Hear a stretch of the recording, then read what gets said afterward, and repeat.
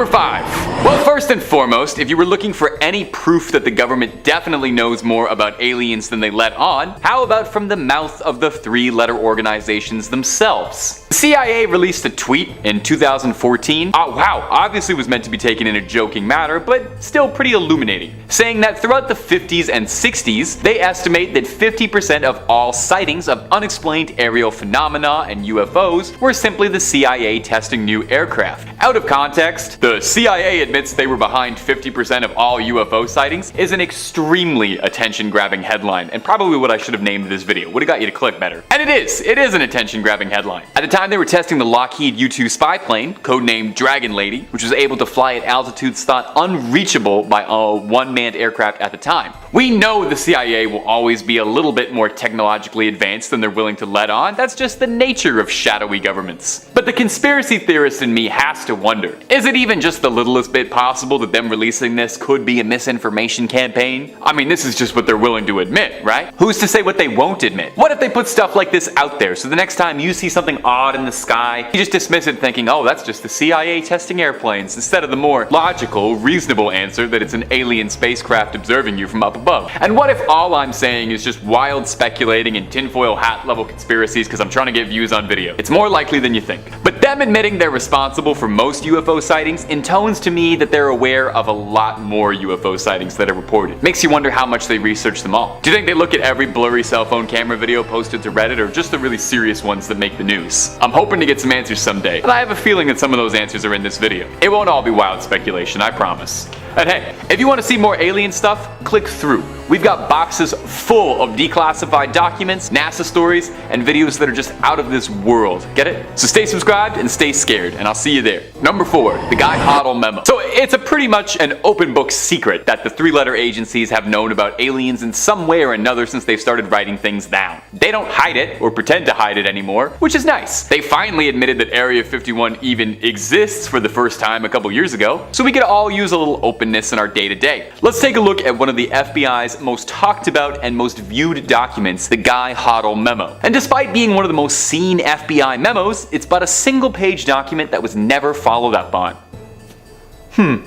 Well, it sounds like we should follow up on it. Guy Hoover was the head of the FBI field office in Washington, and his report was addressed to the head of the FBI, one J. Edgar Hoover. The contents of the report were simple, but shocking. It detailed the descriptive encounter of an agent making a physical sighting of what they believed to be a UFO. It's dated 3 years after the Roswell incident, but it was reported in New Mexico for what it's worth. Here's a quote from the memo. The saucers were described as being circular in shape with raised centers, approximately 50 feet in diameter. Each one was occupied by 3 bodies of human shape, but only 3 feet tall, dressed in metallic cloth of a very fine texture. Each body was bandaged in a manner similar to blackout suits used by speed flyers and test pilots. Now, if you ask me, that is almost too perfect, isn't it? I mean, the memo lines up nearly perfectly with the stereotypical, cartoon description of aliens being little gray or green men flying around in flying saucers around New Mexico. The memo goes on to read that the agent claims they had found the saucers because an FBI high-powered radar in the area had detected it, and this radar detecting it had interfered with the controlling mechanism of the crafts. But despite all of this, which really seems like it's the paper trail screaming, proving, hey, aliens are out there, you should go check them out, the memo ends by saying no further evaluation was attempted, and the Hoover memo was never followed up on, presumably crumpled up and thrown away. Director Hoover, I guess, thought it wasn't worth his time and disregarded it, leaving it now as nothing more than an incredibly odd piece of history. Number 3, Project Blue Book. Well, here's the thing. Even if Director Hoover at the FBI didn't see fit to look into the Hoover memo, there were definitely other organizations that were looking into UFOs. Maybe it's not just the FBI, but I can tell you that the Air Force sure was. If you're an experienced UFO enthusiast, perhaps you're already very familiar with Project Blue Book, but if you're not, hey,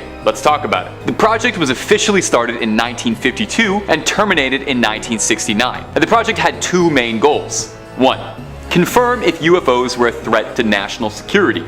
And 2. Scientifically analyze any UFO-related data. Well, that seems like pretty strong evidence to me. Not that the project existed to see if UFOs are real, but rather to determine if they were a threat. That seems like they're writing and admitting like, no, we know, we just want to know if they're scary. And is that not the most human sentiment you've ever heard? If you guys learned nothing from Avatar, we gotta be making friends with aliens, not being afraid of them. In the years of Project Blue Book's operations, a stunning 12,618 reports were filed and collected. And those are just the ones that are officially recorded.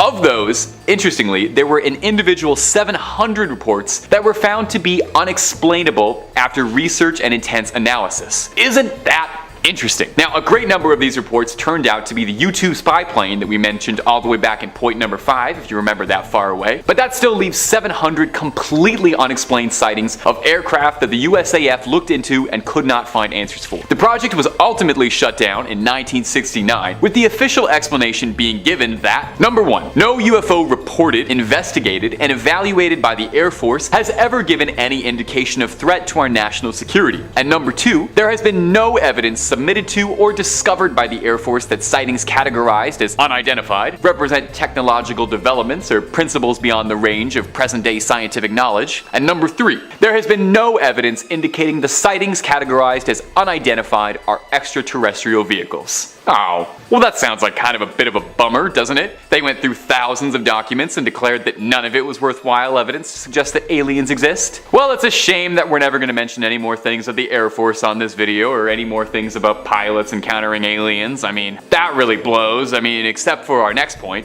Take a listen. Number 2, the UAP Report. Very recently, the Pentagon declassified a series of documents known internally as the UAP Report, and it was basically the sequel to Project Blue Book, the streaming follow-up. And yeah, every single time we have an alien video, I'm probably going to have a little meltdown where I talk about how last year the government confirmed that they researched UFOs and that's what they spend your money on, and no one seemed to care about this, they just slipped it under the rug. I guess we were kind of busy with other stuff, but still, what happened to our curious minds, people? We learned that the various three-letter agencies in the States had been researching, analyzing, and scouting out sightings of UFOs, mostly because pilots just could not stop reporting them during training ops. One pilot, Lieutenant Ryan Graves, claims that he saw hundreds, maybe thousands in his career as a Navy pilot. One of the more famous ones is the Tic Tac sighting, referring to a massive oval-shaped aircraft that was spotted by 2 pilots. This one comes from 2004, and the 2 veteran pilots, Commander David Fravor and Lieutenant Commander Jim Slate, were the ones who called it in. 2 respected, trustworthy Navy veterans. Their report reads that the objects were spotted almost out of nowhere, some 80,000 feet in the air, which would then descend rapidly towards the Pacific Ocean, then stop at around 2,000 feet and hover in place. Very normal airplane behavior. They would drop out of radar range or shoot directly up into the sky on a 90-degree angle. For weeks, Navy crew was watching these objects trying to determine just what they were. They certainly weren't American in origin, and they weren't recognized by any other organizations. To confirm what they'd seen, Slate and Fravor were sent off on a reconnaissance mission to get eyes on it. What they found was more confusing than either of the 2 men could ever have imagined. They reported back that the object they were seeing was like a giant Tic Tac, white-colored, oval-shaped, and 40 feet long. Far too big to be a drone, and it didn't maneuver in a way like an aircraft would, making erratic movements, staying out of reach of radars, as if it knew it was trying to stay undetected. The pilots flew towards a rendezvous point to touch down, and presumably cracked their windows open and asked each other, hey, what the hell was that? But as they flew towards the LZ, the UAP flew past them at a breakneck speed and then disappeared entirely. When questioned about it, Fravor said that it was unlike any aircraft he had ever seen in his life. I mean, that guy flew planes like every day for years, so he probably knows a thing or two. Number 1, non-terrestrial officers. Now, if you're like me, you're probably frustrated that you know the truth is so close within grasp behind closed doors. To know in your heart of hearts that there are answers to the unexplained just out of sight would drive you to do something crazy. Now, for most of us, all we can do is sit and speculate and maybe watch some lovely top 5 videos of a very handsome host talking about aliens. But for one Gary McKinnon, a Scottish computer programmer, he decided that wasn't enough and decided to take matters into his own hands. McKinnon was a genius computer hacker and had his sights set on the biggest prize he could imagine, going after NASA's servers to see if they had any hidden alien data just waiting to be found, in what was described as the biggest military hack of all time. Quite the conversation starter. Why would anyone risk their career, freedom, and livelihood on this? Well, Gary wanted the truth and he would do anything to get it. McKinnon claims he had insider knowledge that confirmed the US had suppressed anti-gravity technology reverse engineered from UFOs and free energy. In his own statement, McKinnon said, "This should not be kept hidden from the public when pensioners can't even pay their fuel bills." Yeah. Well, so what did McKinnon find? Well, he didn't find proof of the reverse-engineered UFOs that he'd been hoping for, but he found quite a lot that was remarkably illuminating. First up, a 400-page document called the Disclosure Project, outlining testimonials from government agents across multiple branches of service, reporting all their sightings and scientific analysis on unexplained flying objects. That would already be pretty impressive, but on top of that, McKinnon also managed to find a document entitled Non-Terrestrial Officers. Non-Terrestrial Officers? What? What? Is that just fancy talk for astronaut? Well, the document was a spreadsheet listing the names of NASA officers and employees who were to be transferred to new ships or to serve on board space stations. But here's where it gets weird. McKinnon noted that the names of these vessels listed did not appear to exist in any other database. And if that wasn't enough, McKinnon claims in his searching he saw images of aircraft that did not resemble anything he had ever seen. One in particular he describes as looking like a massive cigar-shaped craft floating over the northern hemisphere that did not look man-made. One wonders if that's the same as the Tic Tac ship. He said he was in a shock looking at the image and didn't think to take a photo. Now, after pulling off an unbelievable fast one on NASA, McKinnon couldn't resist a bit of cheeky cyber vandalism and edited NASA's website homepage with a bit of text that read, "Your security is crap, by the way." Now, I'm not endorsing hacking a government website, but that's one of the coolest things I've ever read. Now, I don't know how much you know about the United States government. Boy, do they just love it when you prove to them that they have a massive security breach in their most classified data. Presumably the only thing that kept McKinnon from being strapped to a car battery and thrown into a black van by the men in black was the fact that he lived in Scotland and was kind of hard to get a hold of. He was arrested by UK police, and the United States government tried their absolute hardest to have him extradited to the States to be tried for the fullest extent of his crimes. Honestly, I bet it was the note. I bet that's what really pushed them over the edge. McKinnon managed to avoid extradition and was protected by the Crown for serving out what would have been a 70-year sentence. But presumably he's not planning any road trips to the States anytime soon, and I'm sure NASA has improved their security just a little bit. Number 5. The Navy pilots. Since the release of the UAP documents, the new nomenclature, UFO fever has been in the air more than ever since Roswell. We've got open confirmation that the US government, the Pentagon, is researching actively the possibility of alien craft outright. That's the craziest thing that's ever happened in my life. In September 2019, Navy spokesperson Joe Gradisher confirmed that 3 recently released videos by the military contain evidence of unidentified aerial phenomenon. Like, that's it. This is the Navy, the government pointing to a video and going, yeah, that's an unidentified flying object that we don't know about. They're not saying it's a weather balloon. They're not saying it's stars. They're not outright saying it's an alien, but they're certainly implying it. The Navy agreed that they would confirm the sightings this time because pilots encounter bizarre sightings all the time, but are usually too concerned to report the sightings because of the stigma attached to previous theories about what may or may not be in those videos. Put gently, it means that the Navy felt like they had to comment on this thing so that pilots would feel comfortable admitting that maybe they're seeing UFOs without feeling like a tinfoil hat wearing conspiracist. The videos in question include reports from the STARS Academy of Arts and Sciences, released from 2017 to 2018. They feature long, oblong shaped objects captured with infrared that appear in the Earth's atmosphere before rapidly disappearing from view. Now, really interestingly here is these aren't the only pill-shaped cylindrical UFOs that have been spotted recently. There were 2 videos from 2015 that came out, and before that there was a Navy case involving these in 2004, and even on the rest of this list you'll see a cylindrical cigar-shaped UFO in a sighting from the 40s. So this sort of thing does happen a lot. Now, the purpose of the Navy investigating all this stuff, it's more focused on safety hazard and threats of national security, but hey, at the same time, they may not be willing to talk about it so brazenly, but they definitely are checking just a little bit to make sure they are aliens. But they definitely know more than they're letting on. This footage released only makes up a tiny fraction of what the US Navy and other service branches encounter. One pilot, Lieutenant Graves, claims that in his 10 years flying for the Navy, he thinks he's probably encountered, thousands of UFOs in his time. Those are his words. Now, who is to say how many of those might just actually be unidentified flying objects, birds, scouts, drones, whatever, but who's to say how many of them really were alien craft from outside the planet? And my friends, if you're looking to educate yourself on the matter of extraterrestrials, UAPs, UFOs, well, you've got to know by now Top 5 Scary is the place to be. I see the viewer stats in the videos. You goblins love when we talk about aliens. Well, if you want to keep loving them, click on through. We've got more unexplained sightings in the sky than the CIA. And if you want want them delivered hot and fresh, you can subscribe and get them before anybody else. Number 4.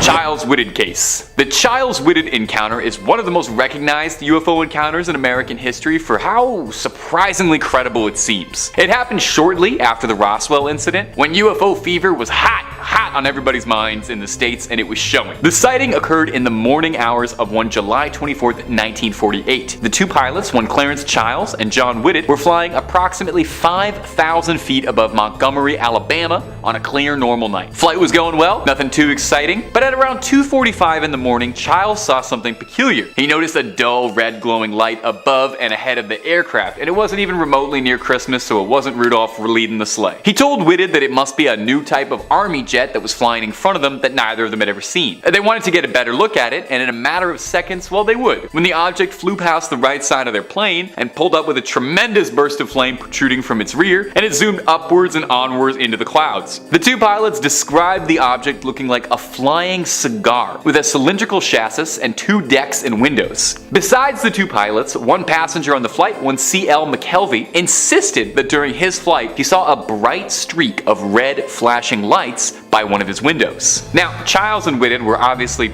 pretty darn confused by whatever it was they'd saw. Didn't look like no plane they'd seen before, and the way it moved seemed technologically more advanced than anything the US Army was putting out in the late 40s. Now, the US Army proper would challenge this account, and their scientists insisted. They investigated the report and said that it was probably just a meteor the pilots and passengers had seen, which almost sounds like it might make sense until you stop and think about it for a second, because what meteor has windows and a glowing red light coming from it and propels itself forward and rapidly goes upward? Most meteors I've ever heard of go downwards. And Chiles and Whitted both disagreed with this as well, saying they got a good long look at it and it wasn't a meteor. Whatever it truly was, though, might be lost to history, tragically. Number 3. The Gander Newfoundland encounter. Our next story comes to us from Gander, Newfoundland, and it happened on February 10, 1951. A U.S. Naval Reserve lieutenant and pilot Graham Bethune was occupying the captain's seat of a plane flying near Newfoundland, Canada, when he spotted something unusual, massive, and rapidly approaching towards the plane. It resembled a disc. The co-pilot made a report of what he saw, and this is what he wrote. Take a listen. I observed a glow of light below the horizon about 1,000 to 1,500 feet above the water. The pilot and I observed its course and motion for about 4 or 5 minutes before calling it to the attention of the other crew members. Suddenly, the object changed direction at an incredible speed and began to pulsate, changing its colors as well. Then, it somehow reversed its course and tripled its speed until at last it disappeared over the horizon. The report would go on to say that whatever this object was, it came within 5 miles of the aircraft, which was proven later by radar evidence. Now, when the plane had landed, the entire crew was detained by intelligence officers and interrogated. At their destination, pilot and passengers were questioned again by naval intelligence and required to sign full disclosure documents. Now, take this next part with a grain of salt.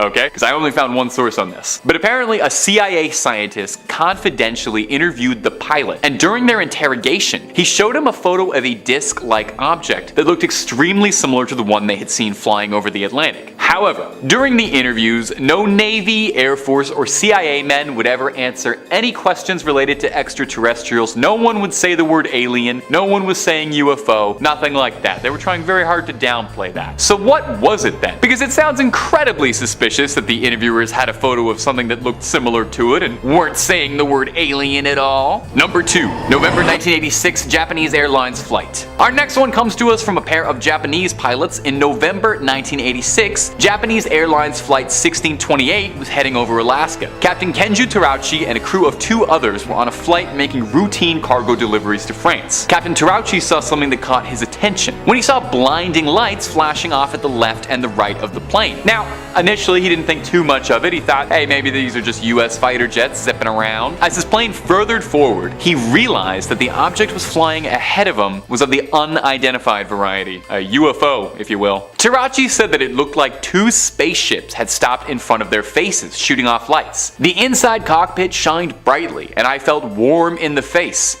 he wrote. That almost sounds kind of pleasant, to be honest. Captain Terauchi described the objects as being cuboid-shaped spaceships with a jet propulsion system that had horizontal lines of circular exhausts clustered around a dark center. The captain had also reported that when the plane had flown by this object, ground communications were cut out and all radar was blocked. Well, that's kind of odd, isn't it? Pretty interesting. Well, if you thought that was weird, the FAA would agree with it. That's the Federal Aviation Administration, who investigated the report very closely, interrogating Terauchi for everything they could out of the incident. Now, during this questioning, his co-pilot and his flight engineer, they said that they thought the object they saw was just strange lights, but they did agree that they really couldn't easily explain what it was they saw. In the end, the FAA ruled that what it was light refraction through ice crystals suspended in clouds. A bunch of science words. Sure. Number 1. Lieutenant Gorman. Our number 1 spot on this list is a humdinger of a tale. Now, most of us can only hope to maybe someday see a UFO in our lives, but I mean, maybe if you were like me and you watched Star Wars way too many times and you still ask the hairdressers to get your hair cut like Luke Skywalker, not like anybody I know. Maybe you dream of flying an X-Wing through the stars, dodging lasers, getting into a cool alien dogfight. It's a shame none of us can claim we've done that, except,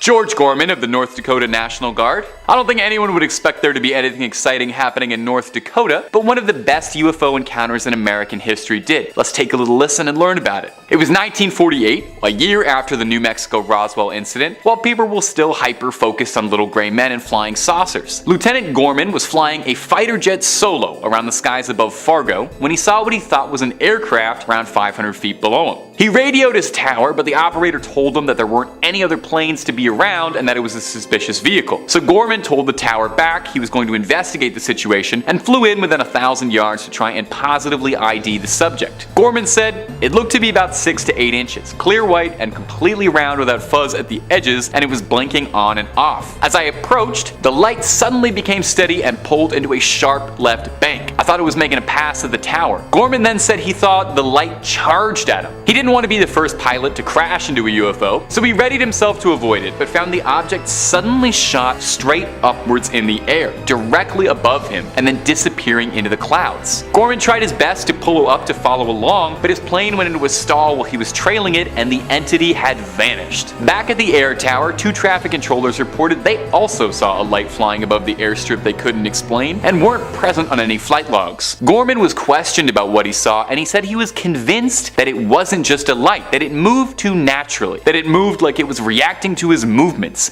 as if it was playing a game with him. He said there was thought and precision behind all its maneuvers. We should ask it what it thought about all of that if Gorman was moving too naturally, reacting to all of that. Number 5. Hypnotic regression. Many people who claim to have been abducted by aliens are unable to remember a lot of the specific details of their abductions. Because of this and the public stigma against people with alien experiences, many people choose to never come forward, or their stories are written off as delusion. But in the spirit of giving people the benefit of the doubt, let's talk about a certain woman's experience with hypnotic regression. A woman who claims she was abducted by aliens was put under hypnosis in order to give a documentary crew information about the visitors from other worlds. When asked how aliens are able to travel at such incredible speeds, she responded with the following: "I can't explain it, but it's like if they want to get from one point to another point, they remove what's in between, so they don't have to travel that distance. They are instantly from there to there."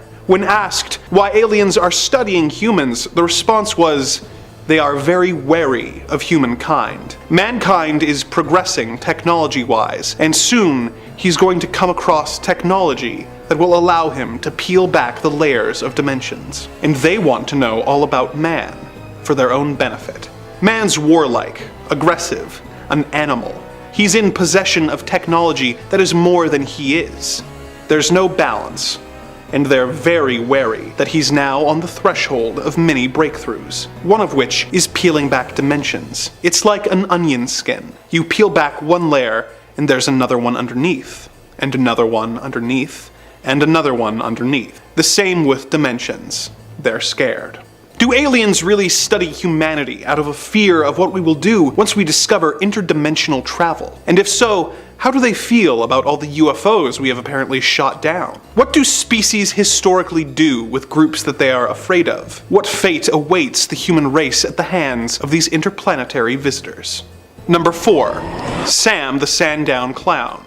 Our next story comes from the January-February edition of the British UFO Research Association Journal and concerns an anonymous man going by the alias of Mr. Y, who claims that one October night in the year 1970, he was driving to visit a friend when he saw something hovering over the swamp to his right. It was a huge UFO with several different multicolored orb-like lights brightly illuminating the craft. He got out of his vehicle to observe the craft for a moment and then continued on his way. He looked out his window and realized that the craft was now following him, its lights spinning. Mr. Y got to his friend's house and the friend was amazed at the guests that had followed him there before disappearing into a nearby tree line. For years, Mr. Y would see the red orbs following him from time to time, watching him and stalking him. Doubting that anyone would believe him, he kept these encounters to himself until 1973, when his 7-year-old daughter Faye and her friend were playing near Lake Common Road when they heard an eerie wailing sound. They followed the sound to a nearby meadow, and the wailing stopped. They walked over a small bridge when suddenly a blue-gloved hand with 3 fingers appeared from under the bridge. They looked in the small river and saw a strange figure standing in the middle holding a book. He was described as being 7 feet tall and without a neck. He was wearing an odd and tattered costume consisting of a green tunic with a red collar, white pants, and a pointed hat with a black ball on top and 2 antennae. He had a pale white face, lips that never moved, red hair, and triangle holes for eyes. The children watched in shock as the figure hobbled over to a strange metal hut. Not long after, they saw the figure again as he wailed, and then spoke into a microphone asking if they were still there. He then communicated by writing in his book, saying that his name was Sam. They asked if he was a man, and he said no. They asked if he was a ghost, and he said, well, not really, but in a way I am.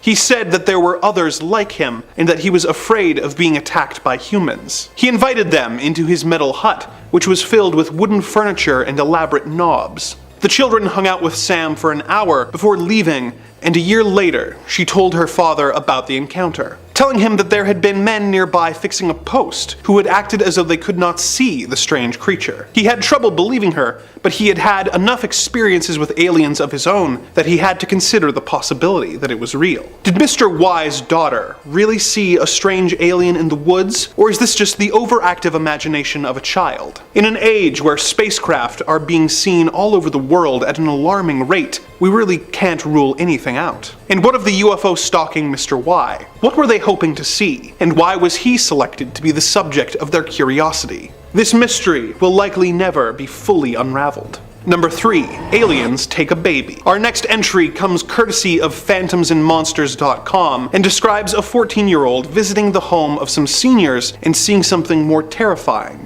than they could possibly imagine. As they themselves told it, I witnessed an alien abduction back in 2002 when I was 14. A friend of mine wanted me to help her grandparents set up their computer. I said sure and rode my bicycle to their house. I got there and clouds appeared, so I decided to make this a pretty quick visit. I set up the computer and installed some software for them, showing them all how it works and such. They go back and sit on the couch while I get my backpack to get ready to leave, as their other granddaughter, who is about 6 years old, was sleeping in the other room. All of a sudden, a cold breeze went through the room. It was odd, as all the doors and windows were shut. The grandparents looked towards the kitchen, and what I saw made me freeze in place. There were 3 creatures standing in the kitchen. 2 of them were short, gray alien creatures, with thicker necks than usually described, with the eyes closer to the sides of their heads. They wore silver jumpsuits. In between them was a taller creature that looked like a humanoid mantis, wearing a black robe with a yellow stripe going down the middle. They walked to another room,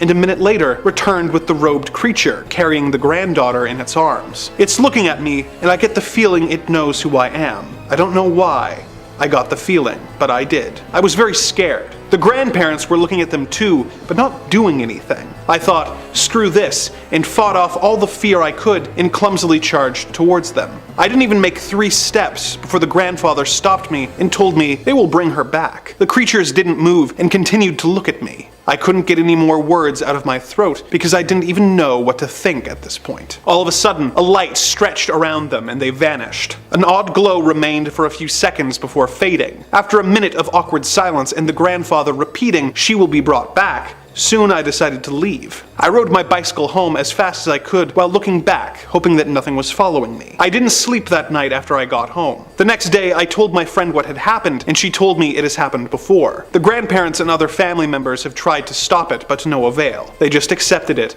with a look of defeat and moved on. The granddaughter was brought back after a few hours. Not long after I witnessed this incident, their whole family moved elsewhere. I've heard from other people who claimed to experience similar events, and I feel they are legit. Why are aliens taking babies away from their families? What are they hoping to learn? And is there some way to stop them? One can hope, but it seems unlikely. Number 2, dream or abduction. This next story is from an anonymous Reddit user who claimed to be abducted and experimented on by aliens before waking up at home with injuries related to the experiment. As he told the story, in July of 2015, back when I was 19, I lived in a house in Southport, Sacramento with 3 other friends. I woke up one night to a light coming through the ceiling of my room, and it lifted me out of my bed. Next thing I know, I'm in some kind of chair and unable to control my body, like I was drugged with something. There were guys that were not human men, but gray people with large black almond-shaped eyes doing stuff with what seemed like medical instruments and machines. I was very terrified. I was unarmed, naked, unable to move. I was so scared. One of them was touching the machine that put the tube down my throat and into my stomach. His hand got close to my face because he had to adjust something holding my head in place. I remember getting a good look at his hand and eyes. They had long fingers with pads at the tips, sort of like salamanders, and they don't have fingernails. Their skin is gray, but kind of like a powdery translucent gray. They had large heads with small necks, so small and thin it didn't make sense. Their arms and fingers were long and skinny too. I was in the chair with my head and jaw held by something so I didn't see their feet. I'd say the tallest probably stood about the height of my lowest rib, and for reference, I'm 5'10". The tube machine sucked out the food I ate earlier that day, and then was pulled out of me. I don't remember how I got there, but then I remembered being in a cage made of some kind of metal that reminded me of aluminum. In a room with curved walls. In front of me was a man who looked a lot like a human, talking to a gray person on a window that lit up a screen like a hologram. The man was tall and looked like a human, except that his skin was very white and his hair was blonde and platinum. He spoke with a gray person on the holo screen in a language I didn't understand. He wore a blue flight uniform of some kind. This man was obviously military of some sort judging by his uniform. The gray person spoke in a language that sounded like birds chirping. Once the call was over, the holo screen turned into a different display with symbols, and the man turned and walked to me. He crouched down and spoke to me in plain English and said to me, "Everything's gonna be fine. I'm going to get you out of here and take you home." I was so happy to hear that. He opened the cage, and next thing I know, I fell on top of my bed with my back hitting the mattress first. I immediately got out of bed right after I fell. Was this a real alien abduction or simply a horrible nightmare? Typically, I would think it was merely a bad dream, but the user describes extreme pain in his throat for days afterwards from the tube being forced into him. What was the source of this pain if it was simply a dream? Truly a strange encounter to contemplate. Number 1. The alien and the bassinet. Our final story is another from phantomsandmonsters.com about a woman who was asleep in bed next to her baby's bassinet before waking up and seeing something that would make any mother panic. The following is an excerpt from her account. "I turned over on my side, facing the bassinet, and noticed a bright light coming in between the window blinds. I thought out loud, is it morning already? The light was coming in between the blinds and it was so bright, but the rest of the room was dark. There was also a bright light on the wall next to the window, and I looked up to see where the light was coming from. To my horror, just above the bassinet was an alien's gray face. It was just the head, no upper body, legs, or arms. The head was dark in color, very round, ending in a pointed chin, and there was a small slit for a mouth. The nostrils were small, but the eyes were large and almond-shaped and very shiny black. It had some sort of glass lamp on the top of its head. The light on the wall was projected from the lamp. Then I noticed that the being was looking down at my baby daughter. Oh my god, I couldn't speak. My heart started pounding so hard that I started trembling uncontrollably. It saw me and realized I was looking at it. The being moved towards me and I started screaming and swinging my arms. I remember that I screamed out loud for it to leave. It floated from its original position above the bassinet to just above my face. I remember seeing this light blue fog build up in front of my face, and then in a dreamlike manner, I heard a cooing sound similar to mourning doves. I had the feeling that whoever was talking to me was stern and was telling me that it was for our own good. The woman then describes waking up with a sore spot on her head and the alien being gone without a trace. She insists it was not a dream and that she really saw an alien creature that she believes will one day return. For her sake, let us hope it was simply a dream. Starting at number 5 is the abduction of Frederick Valenti. It all began on the evening of October 21st, 1978. The 20-year-old Australian pilot took off from Moorabbin Airport in Melbourne, embarking on a routine flight in a single-engine Cessna 182L, a plane he's flown countless times in the past. Frederick departed for a training flight to King Island over the Bass Strait between the Australian mainland and Tasmania. However, what began as an ordinary flight soon turned into a bone-chilling encounter with the unknown. As Valenti flew over the Bass Strait, he reported to air traffic control that an unidentified aircraft was following him. He fearfully described the object as having 4 bright lights and flying at unfathomable speeds. Air traffic control attempted to identify the mysterious craft, but could find no evidence of any other aircraft in the vicinity. The situation took a grim turn when Valenti's communication became increasingly distressed, and he reported that the unidentified craft was orbiting him from above. He described the UFO's appearance as metallic and shiny, and praised its maneuverability. It was then that his communications would abruptly cut, with the last thing heard from him being, "It's not an aircraft."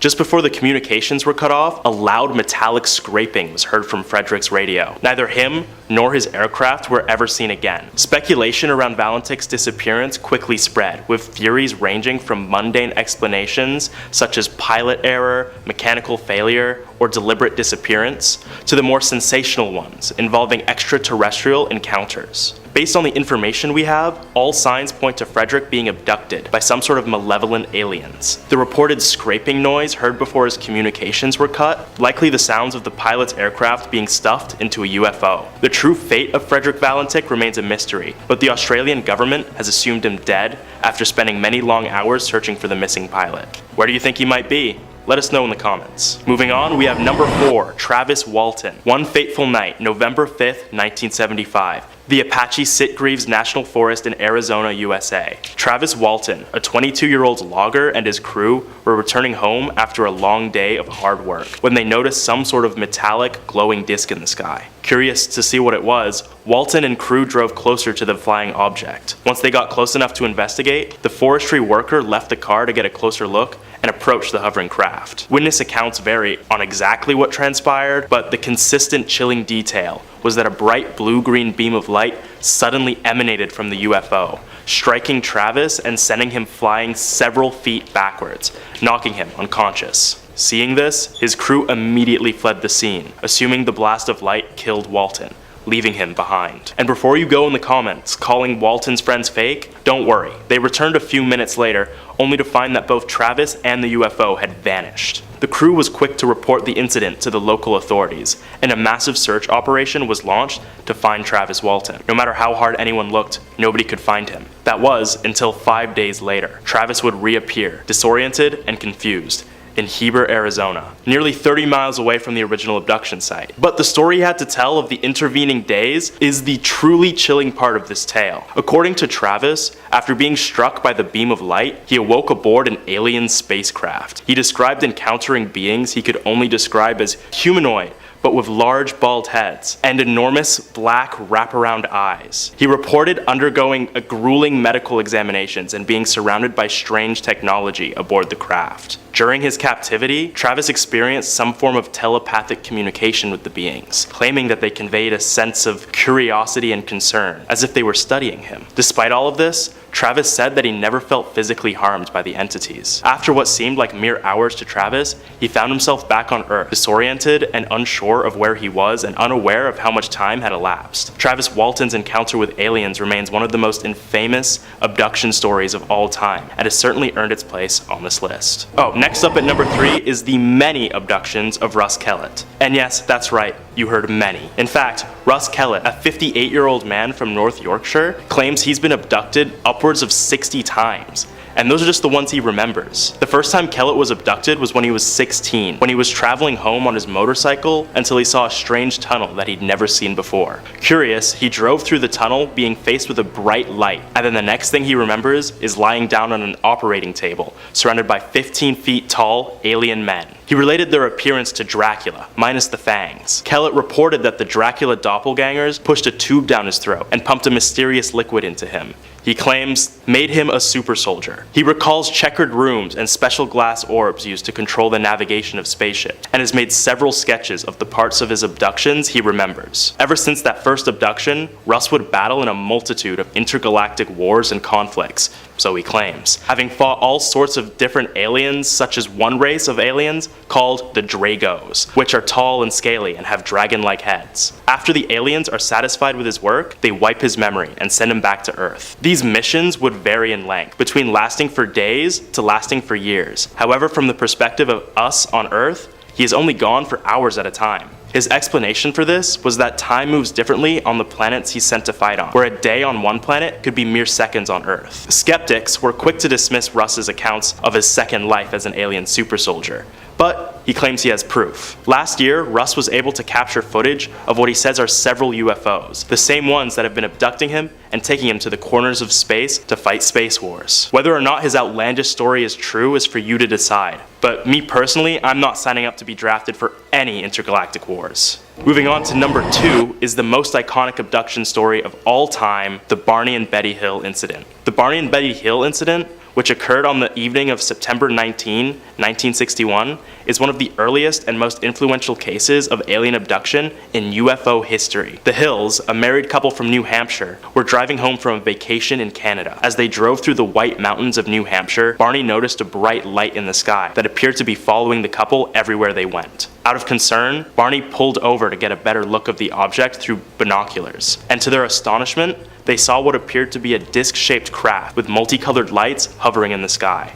Unsettled, the Hills hastily re-entered their car and started driving again, with the mysterious craft still in pursuit. As they continued their journey, the Hills noticed something strange, that there were 2 hours that had passed that were completely unaccounted for. Over the following days, Barney and Betty began experiencing anxiety, bizarre dreams, and inexplicable memories of the encounter. In hopes of finding answers, the couple consulted with a local psychiatrist who used hypnosis to uncover buried memories of the event. Once under hypnosis, the Hills were able to recall the terrifying events that transpired in those lost 2 hours. They described being taken aboard the vessel and seeing these short aliens with grayish skin, large black eyes, and slits for mouths. Barney and Betty recounted being subjected to intense medical examinations, including the extraction of bodily fluids and having organs observed. They would go on to detail their feelings of fear and helplessness during the encounter too, saying that they felt like they were going to die.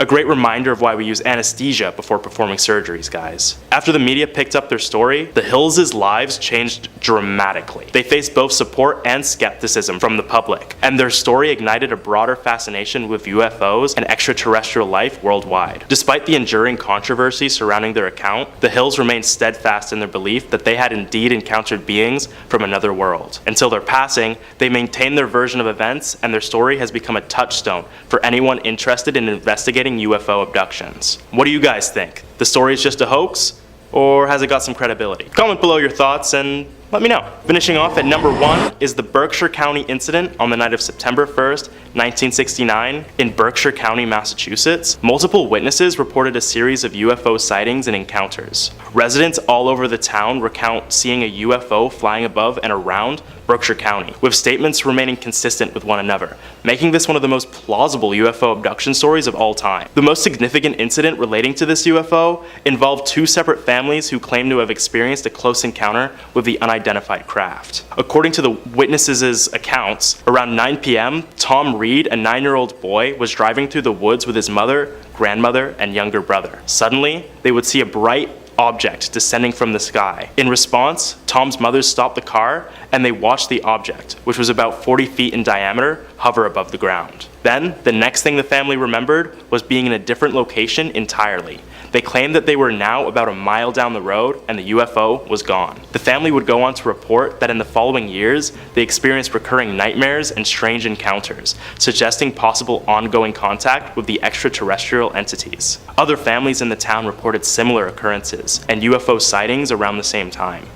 Over the years, the incident gained attention and underwent various investigations by UFO researchers and enthusiasts. Many try to explain the strange event as natural phenomena or mass misidentification, but the fact that so many people reported the same thing, it's hard not to believe them. This is the first time an entire town has been affected by alien intervention at the same time, and remains the most frightening cases of abduction due to its sheer scale alone. I'm just gonna call this first sighting or series of sightings February 2023. February was quite a month for unidentified flying objects, and I wanted to start this list off with these sightings because of how recent they are. They may not be as definitive or weird as some of the other sightings on this list, but these were pretty high-profile stories, and it's always far more interesting when the government is involved in these things. Just adds another layer of credibility to it. Not that the government doesn't lie or withhold information about things, I think we all know that happens,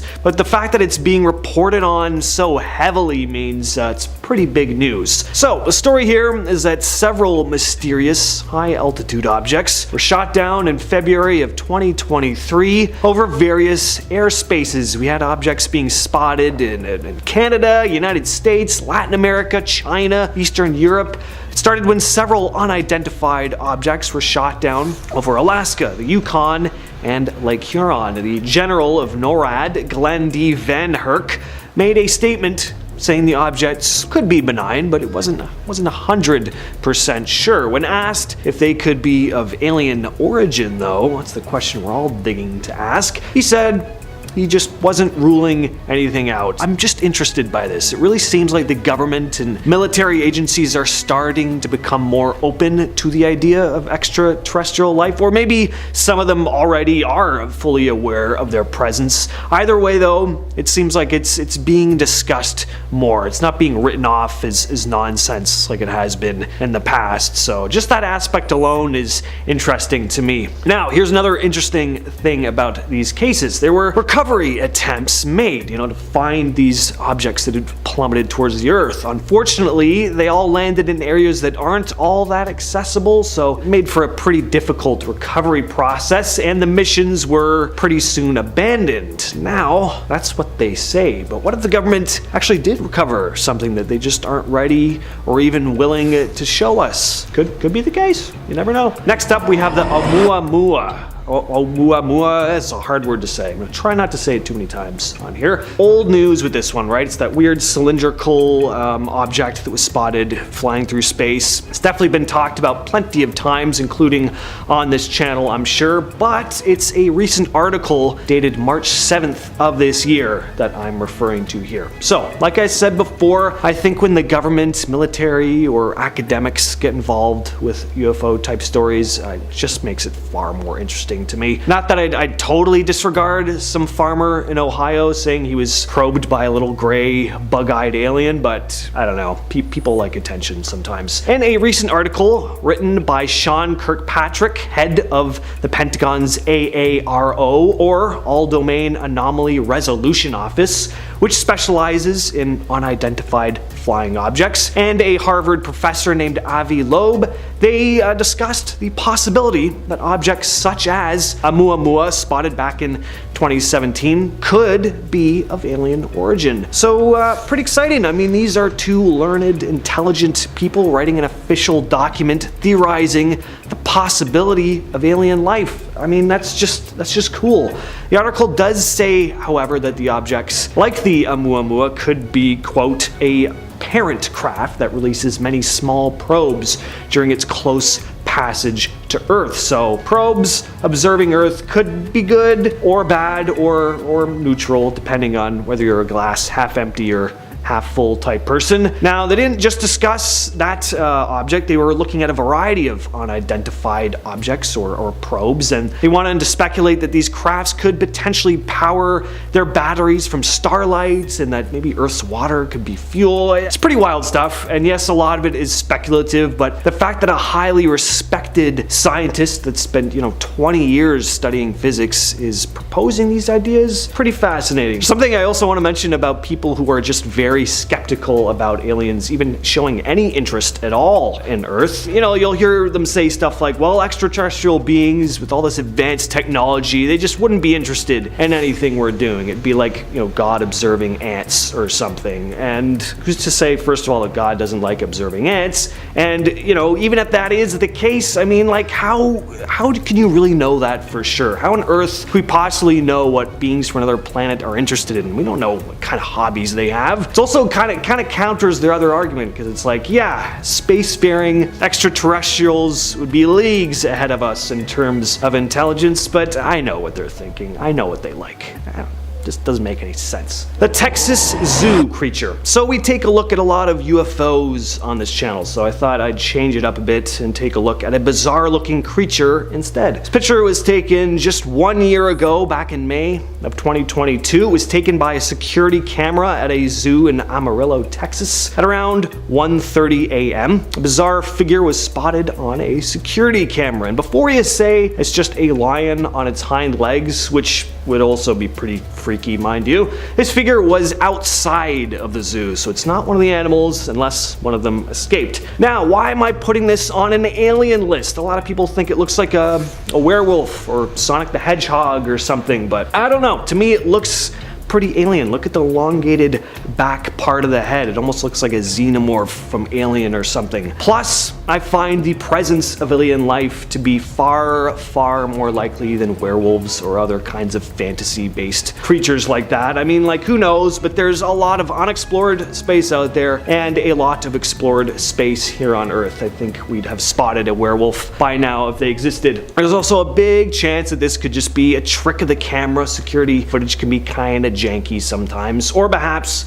we have a zoo prankster on our hands, or maybe this is a super deformed person. If that's the case, I hope they're okay. Regardless though, this is an odd figure to see in the middle of the night outside of a Texas zoo. And trust me, I know my Texas zoos. The Wales UFO. I didn't know this, but it turns out there are a lot of UFO sightings in Wales. I don't know what aliens' fascination is with whales, but reports date all the way back to the 1940s. Actually, all the way back to the 12th century, but I don't know if I give much credence to stuff dating back that far. Apparently, religious pilgrims believed to have seen a fire-breathing dragon erupt from the sea and fly into the sky. Could have been a UFO and they just didn't know what to make of it and just called it a dragon, but anyway, way off topic. The UFO in question here was spotted back in September of 2016 by a police helicopter at around 9 p.m. It was only visible on the chopper's thermal camera and seemed to be moving at a speed of 106 miles per hour over the Bristol Channel. Full video of the footage was released by a former cop, Gary Hasseltine, who has been urging the UK government to come forward and reveal what they know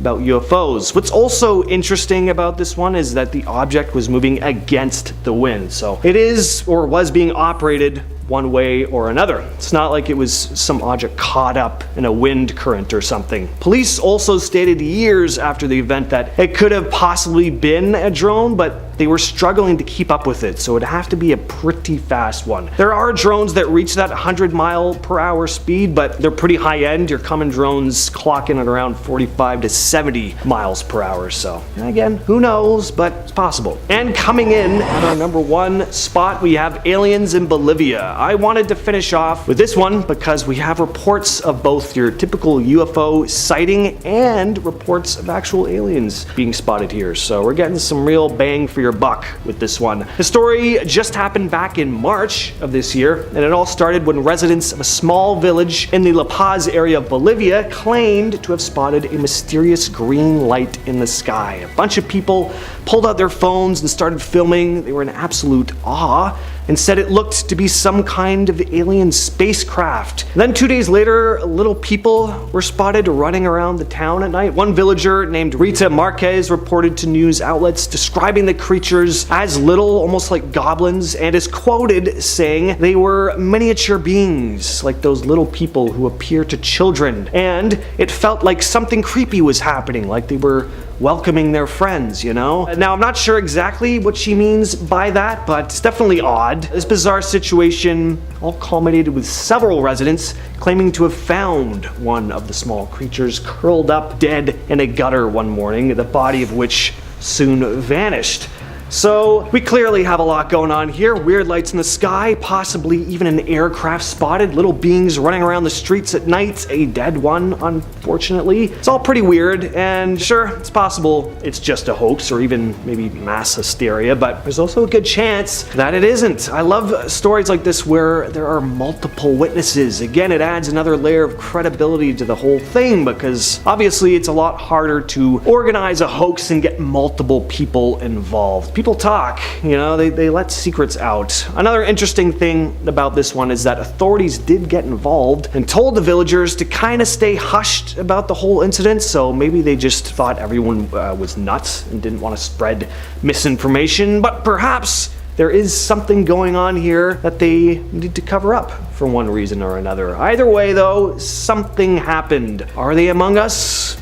We may soon find out. Number 5, build a UFO. In the 1989 interview that started these leaks, the claim sounded like Hollywood sci-fi. Months later though, when his identity was revealed, Bob said he worked at a secret facility that I'll talk more about later, where alien technology was being reverse engineered, meaning, taken apart to figure out how it worked and whether the Pentagon could duplicate it. Look, the premise seems a lot less absurd now. Bob said that his job was to help with the reverse engineering of one of 9 flying saucers, which he alleged were extraterrestrial in origin. He claims that one of the flying saucers, the one he coined the sport model, was manufactured out of a metallic substance similar in appearance and touch to liquid titanium. Bob said that the propulsion of the studied vehicle ran on an antimatter reactor and was fueled by the chemical element with atomic number 115, which once again, I'll touch on later, I promise. In a subsequent interview that November, Bob appeared unmasked and under his own name, where he claimed that his job interview for work at the facility was with contractor EG&G and that his employer was the United States Navy. Bob said the craft he was working on was dismantled, and the reactor he studied was topped by a sphere or semi-sphere which emitted a force field capable of repulsing human flesh. He further explained that the craft was split into 2 main levels. So the reactor was positioned at the center of the upper level,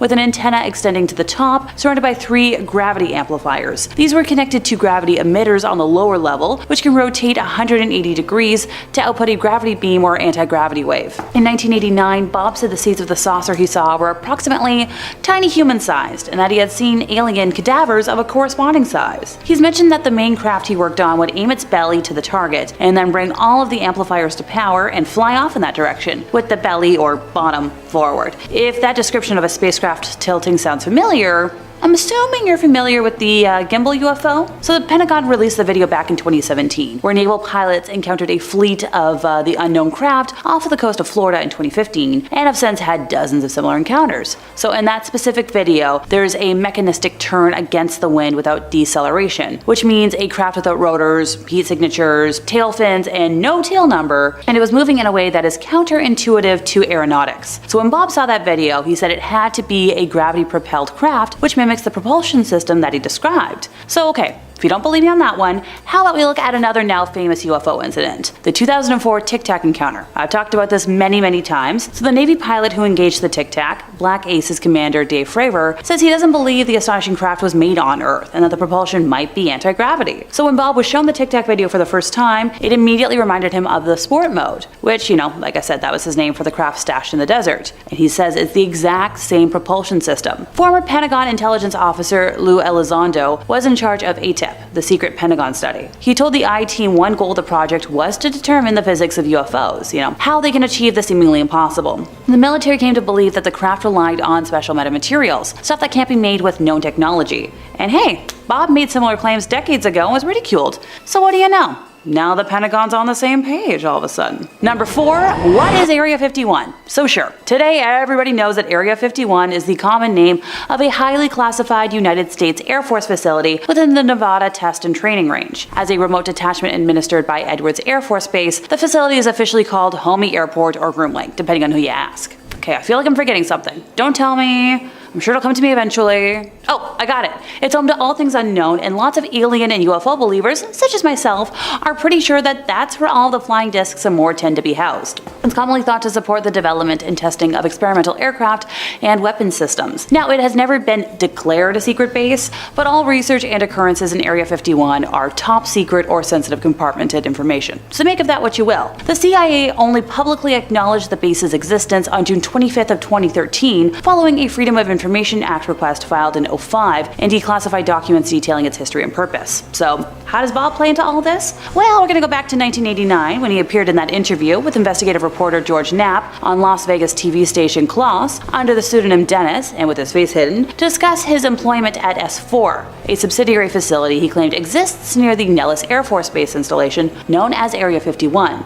And once again, this was back in 1989, before Area 51 was the common knowledge it is today. He claimed that said facility was adjacent to Papoose Lake, which is located south of the main Area 51 facility at Groom Lake. He claimed the site consisted of concealed aircraft hangars built into a mountainside. He said that while walking down a hallway at S4 once, he briefly glanced through a door window and saw what he interpreted as 2 men in lab coats facing down and talking to something with long arms. Now, he doesn't think he saw an actual alien, but speculated that he saw a doll used as a reference for the size of the alleged aliens. So everything I'm discussing today about Bob probably took place at that mysterious place out in the desert. Area 51 is also believed to house material recovered at Roswell, the study of their occupants, and the manufacturing of aircraft based on alien technology. And also might be a place to host meetings or joint undertakings with extraterrestrials. It tends to be where the development of exotic energy weapons for the Strategic Defense Initiative or other weapons programs happens, possibly where they're working on projects to do with weather control, time travel and teleportation technology, and exotic propulsion systems related to the Aurora program. So many of these tend to do with, underground facilities at Groom or Papoose Lake. So, the S4 location first talked about by Bob, which is 8.5 miles south and includes claims of a transcontinental underground railroad system and a disappearing airstrip named the Cheshire Airstrip, after Lewis Carroll's Cheshire Cat, which briefly appears when water is sprayed onto its camouflaged asphalt and engineering based on alien technology.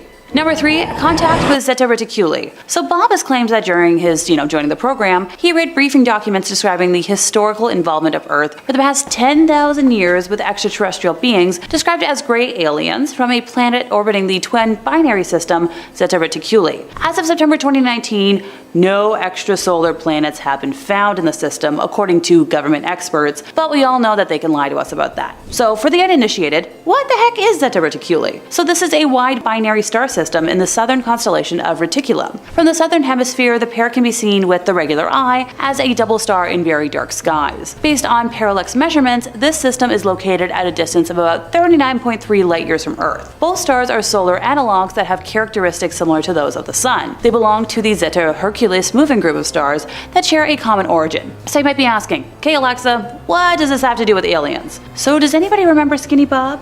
If not, I'll refresh your memory. So a very curious video showed up on YouTube in 2011, showing a collection of leaked videos where you can see an alien being interrogated by some sort of government agency of sorts. It's a typical gray type entity shown being interviewed and examined, supposedly as part of some sort of diplomatic exchange, and here's the moment you've been waiting for. He says he's from the Zeta Reticuli star system, sent as part of an envoy to discuss matters of mutual concern. According to the videos, the aliens would be escorted by special officers and only meet with high-ranking officials. Although several aliens are claimed to have been present, the one most prominently featured was given the nickname Skinny Bob. The alien appears as a very thin, slouched-over figure with an oversized bald head, slit-like mouth, large eyes that seem expressive and blink, and claw-like hands. Now, there was apparently a whole series of interviews conducted with the creature between 1942 and 69, although only a few clips have managed to get leaked out. The most well-known clip simply shows Skinny Bob sitting at a table, apparently in a telepathic interview, after which we see footage of the alien from head to toe, showing its disproportionately long arms and overall build. revealed. After that, there is a shot of it within a pool of some sort of liquid where it would supposedly sleep. Now, according to the videos, the aliens were often filmed without their knowledge or agreement, with document 072-E supposedly describing an incident in 1961 where 3 of the beings realized they were being secretly filmed by a hidden device, which was considered a violation of their agreement. There was a treaty that stipulated that photographs and filming of the entities would not be allowed unless specific permission was given. The diplomatic exchange of it all matches up with what we know about Area 51 being a place for secret meetings and more. Number 2, Men in Black erasing history. So yeah, it's no secret the government has the power to erase or cover up whatever they want. And what they've done to Bob in an attempt to discredit him is a very clear example of that control. So Bob is adamant that his employment and education records have been erased and modified. So remember how I mentioned that he's a physicist? So Bob claims to have obtained master's degrees in physics from MIT and in electronics from Caltech, but mysteriously, both universities show no record of him. Now, I get one institution losing records can be explained, as like a clerical error, but both losing records are a little suspicious. Earlier, I also mentioned how Bob claimed that his job interview for work at the facility was with contractor EG&G, and that his employer was the United States Navy, right? Well, EG&G stated it had no records on him, and his employment at a Nellis Air Force Base subsidiary has also been discredited by skeptics, as well as the United States Air Force. Once again, discredited or simply just erased by the government. Bob claims to have worked as a physicist during his tenure at the Los Alamos Meson Physics facility, but an inquiry into his position revealed his role to have been a technician for a contractor firm, and that he worked neither as a physicist or for Los Alamos. Not to sound like a broken record, but it's clearly the Men in Black at work here, and skeptics just need to understand that. Number 1, Element 115. Alrighty, the moment we've all been waiting for. What the heck is Element 115 and what does it do? So Bob has claimed that the propulsion of the studied vehicle that he reverse engineered ran on an antimatter reactor and was fueled by the chemical element with atomic number 115, which at the time was provisionally named unimpentium and had not yet been artificially created. It was first synthesized in 2003 and later named moscovium. He said that the propulsion system relied on a stable isotope of E115, which allegedly generates a gravity wave that allowed the vehicle to fly and to evade visual detection by bending light around it. Now, no stable isotopes of moscovium have yet been synthesized. All have proven extremely radioactive, decaying in a few hundred milliseconds. In 2017, Bob's workplace was raided by the FBI and local police, which he theorizes was to recover element 115, a substance he said he kind of kept from the government lab. I don't blame him. Number 5, John Callahan. John Callahan, the former division chief of the Accidents and Investigations Branch of the Federal Aviation Administration, made claims that he had received information about a UFO sighting from Japanese pilots. According to Callahan, the government was involved in a cover-up, concealing crucial evidence related to this otherworldly encounter. Callahan's claims surrounded an incident that occurred in the late 1980s, which involved Japanese airline pilots reporting a close encounter with an unidentified flying object. The details of the sighting raised questions regarding the possible existence of extraterrestrial life and the government's role in suppressing such information. Callahan said that the FAA had indisputable evidence, including radar data and audio recordings of communication between the pilots and air traffic controllers. Callahan's claims were built on the foundation that the government intentionally withheld this information from the public, which further sparked concerns about transparency and accountability from the government. His claims fueled already bountiful suspicions among UFO enthusiasts and conspiracy theorists who believe that governments worldwide are actively concealing evidence of extraterrestrial encounters. Callahan's credibility lent weight and plausibility to his claims. As a former high-ranking official within the FAA, he held a position that frequently granted him access to extremely sensitive information and insider knowledge. His decision to come forward and expose the cover-up added a sense of authenticity to the narrative. Skepticism and scrutiny quickly followed Callahan's publicized revelations. People questioned the reliability of the evidence and questioned the motivations behind his disclosure. Some argued that the claims were sensationalist and lacked the necessary evidence to substantiate them. The absence of concrete proof beyond Callahan's testimony left room for doubt. The case brought attention to the greater issues of UFO disclosure and transparency within government agencies. It fueled public demand for greater openness regarding unidentified aerial phenomena, prompting calls for the declassification of documents. John Callahan's claims opened a safe of speculation, inviting closer examination of the relationship between officials and the mysteries of the skies. Number 4, Edgar Mitchell. Edgar Mitchell, a distinguished astronaut who was part of the Apollo 14 mission, left a mark not only on the lunar surface, but also in ufology and conspiracies of government secrecy. In 2008, Mitchell openly shared his suspicions regarding the existence of extraterrestrial life and made allegations of a government cover-up. Mitchell's cosmic revelation was rooted in his very unique perspective, as he was one of the few individuals, who had ventured beyond our planet's confines. Having spent a total of 9 hours on the moon's surface, Mitchell's experiences ignited a level of curiosity that had never been seen before. His claim that extraterrestrial life exists was grounded in the belief that the vastness of the universe makes it statistically improbable for Earth to be the sole harbor of life, which, I agree with. It's so insane to me that some people think we're the only sentient life in our literally giant universe. It was Mitchell's claim of a government cover-up that catapulted his allegations into a realm of controversy and subjected him to severe skepticism. According to Mitchell, high-ranking officials were aware of the presence of extraterrestrial beings, but actively chose to conceal this information from the public. Their secrecy, he argued, was motivated by concerns over societal upheaval and the potential impact on established power structures. Mitchell's claims are situated within the broader context of UFO conspiracy and a long-standing distrust of government transparency. While his status as an astronaut lends a sense of credibility to his statements, people often remind others that Mitchell's assertions lack concrete evidence. The absence of verifiable proof has led many to dismiss his claims as influenced by personal beliefs rather than factual occurrences. Despite the skepticism surrounding Mitchell's allegations, they have sparked discussions about the possibility of extraterrestrial life and the extent of government knowledge on the matter. Edgar Mitchell's claims of the existence of extraterrestrial life and a government cover-up add an interesting layer of discovery to the ever-changing discourse on alien life. Mitchell's perspective as an actual moonwalker and his willingness to challenge official narratives has brought a lot of attention to his theory. Number 3. Founding UAP task forces. In July of 2022, a government-aligned UAP organization was created, the ARO, or the All-Domain Anomaly Resolution Office, directed by Dr. Sean Kirkpatrick, is the government lead for all UAP-related anomalies. The purpose of ARO is summarized in their mission and vision statements, which say their goals are to minimize technical and intelligence surprise by synchronizing scientific intelligence and operational detection, identification, attribution, and mitigation of unidentified anomalous phenomena in the vicinity of national security areas. Unidentified anomalous phenomena are effectively and efficiently detected, tracked, and analyzed and managed by way of normalized DoD,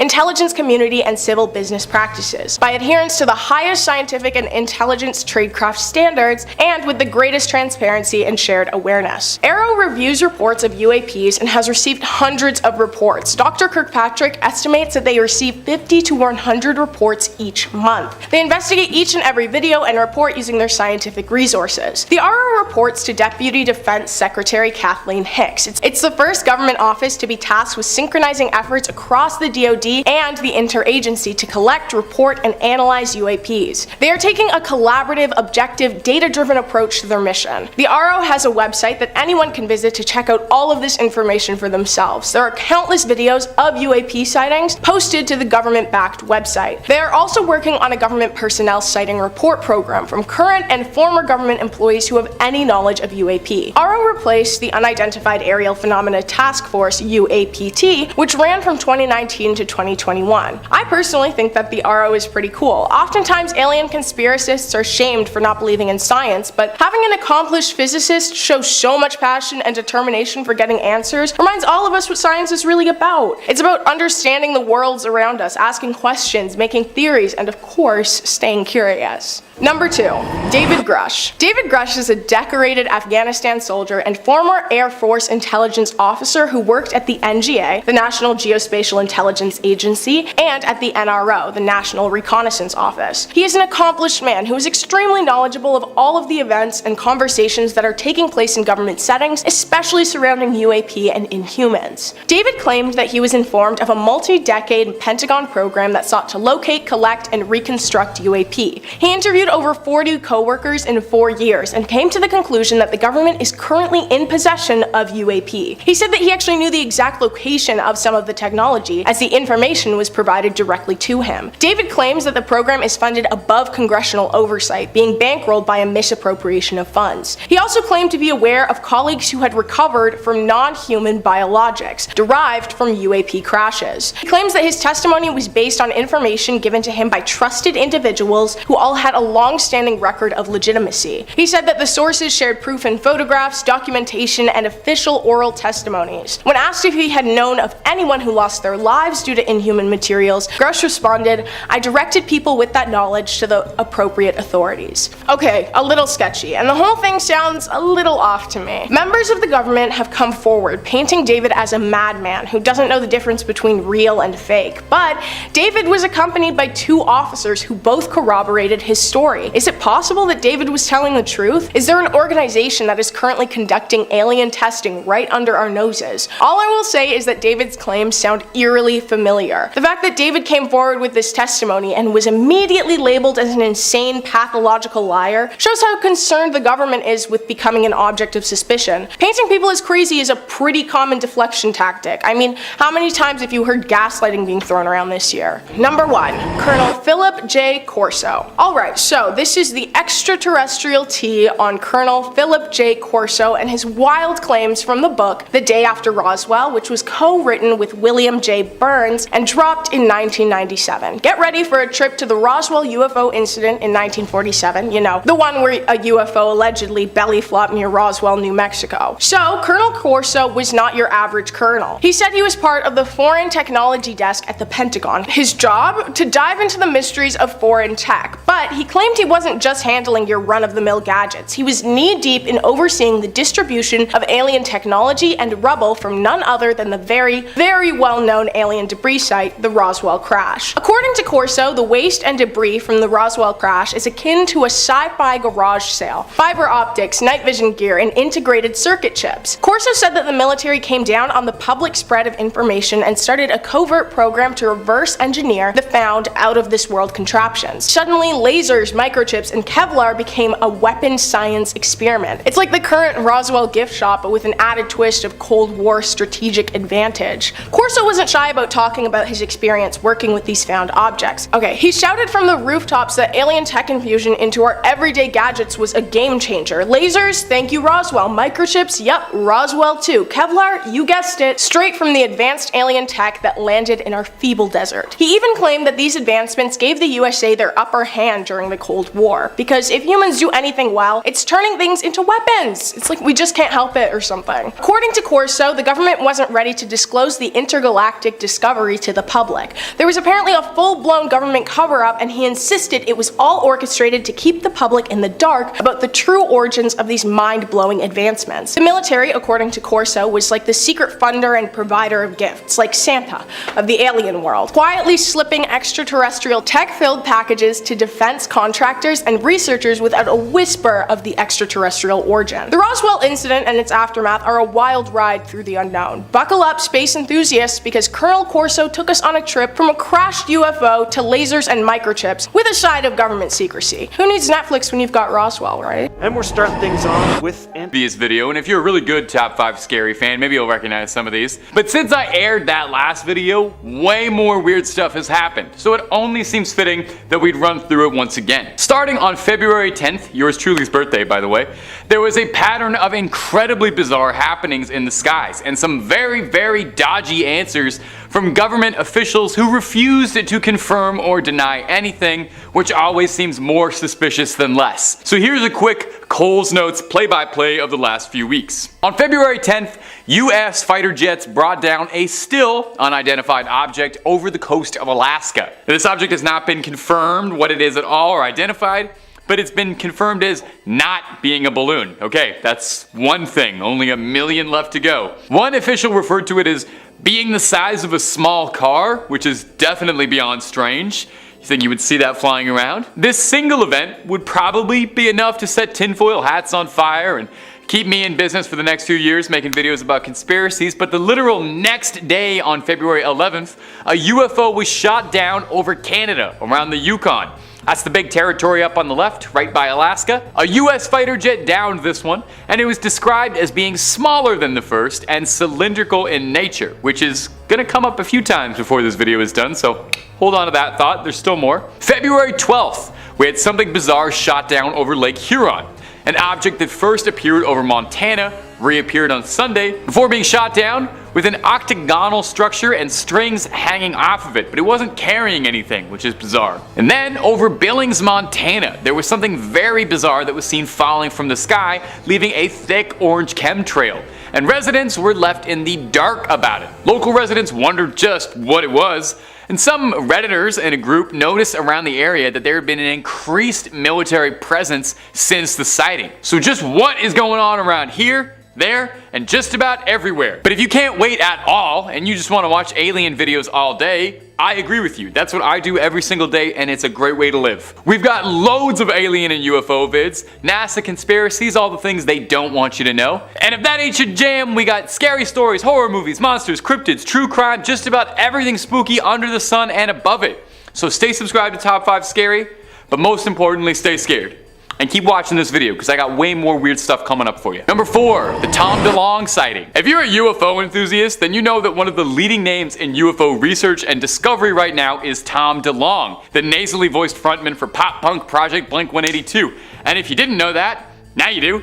Although I suspect most of the people who watch our videos don't know that band. Anyway, little trivia for you. That's what he does when he's not selling out $300 concerts. He hunts aliens, and he's pretty good at it. If some of the footage he gathers is anything to go by, why don't you take a look at this weird footage he shared on his Instagram a couple days ago. It's gonna go right there.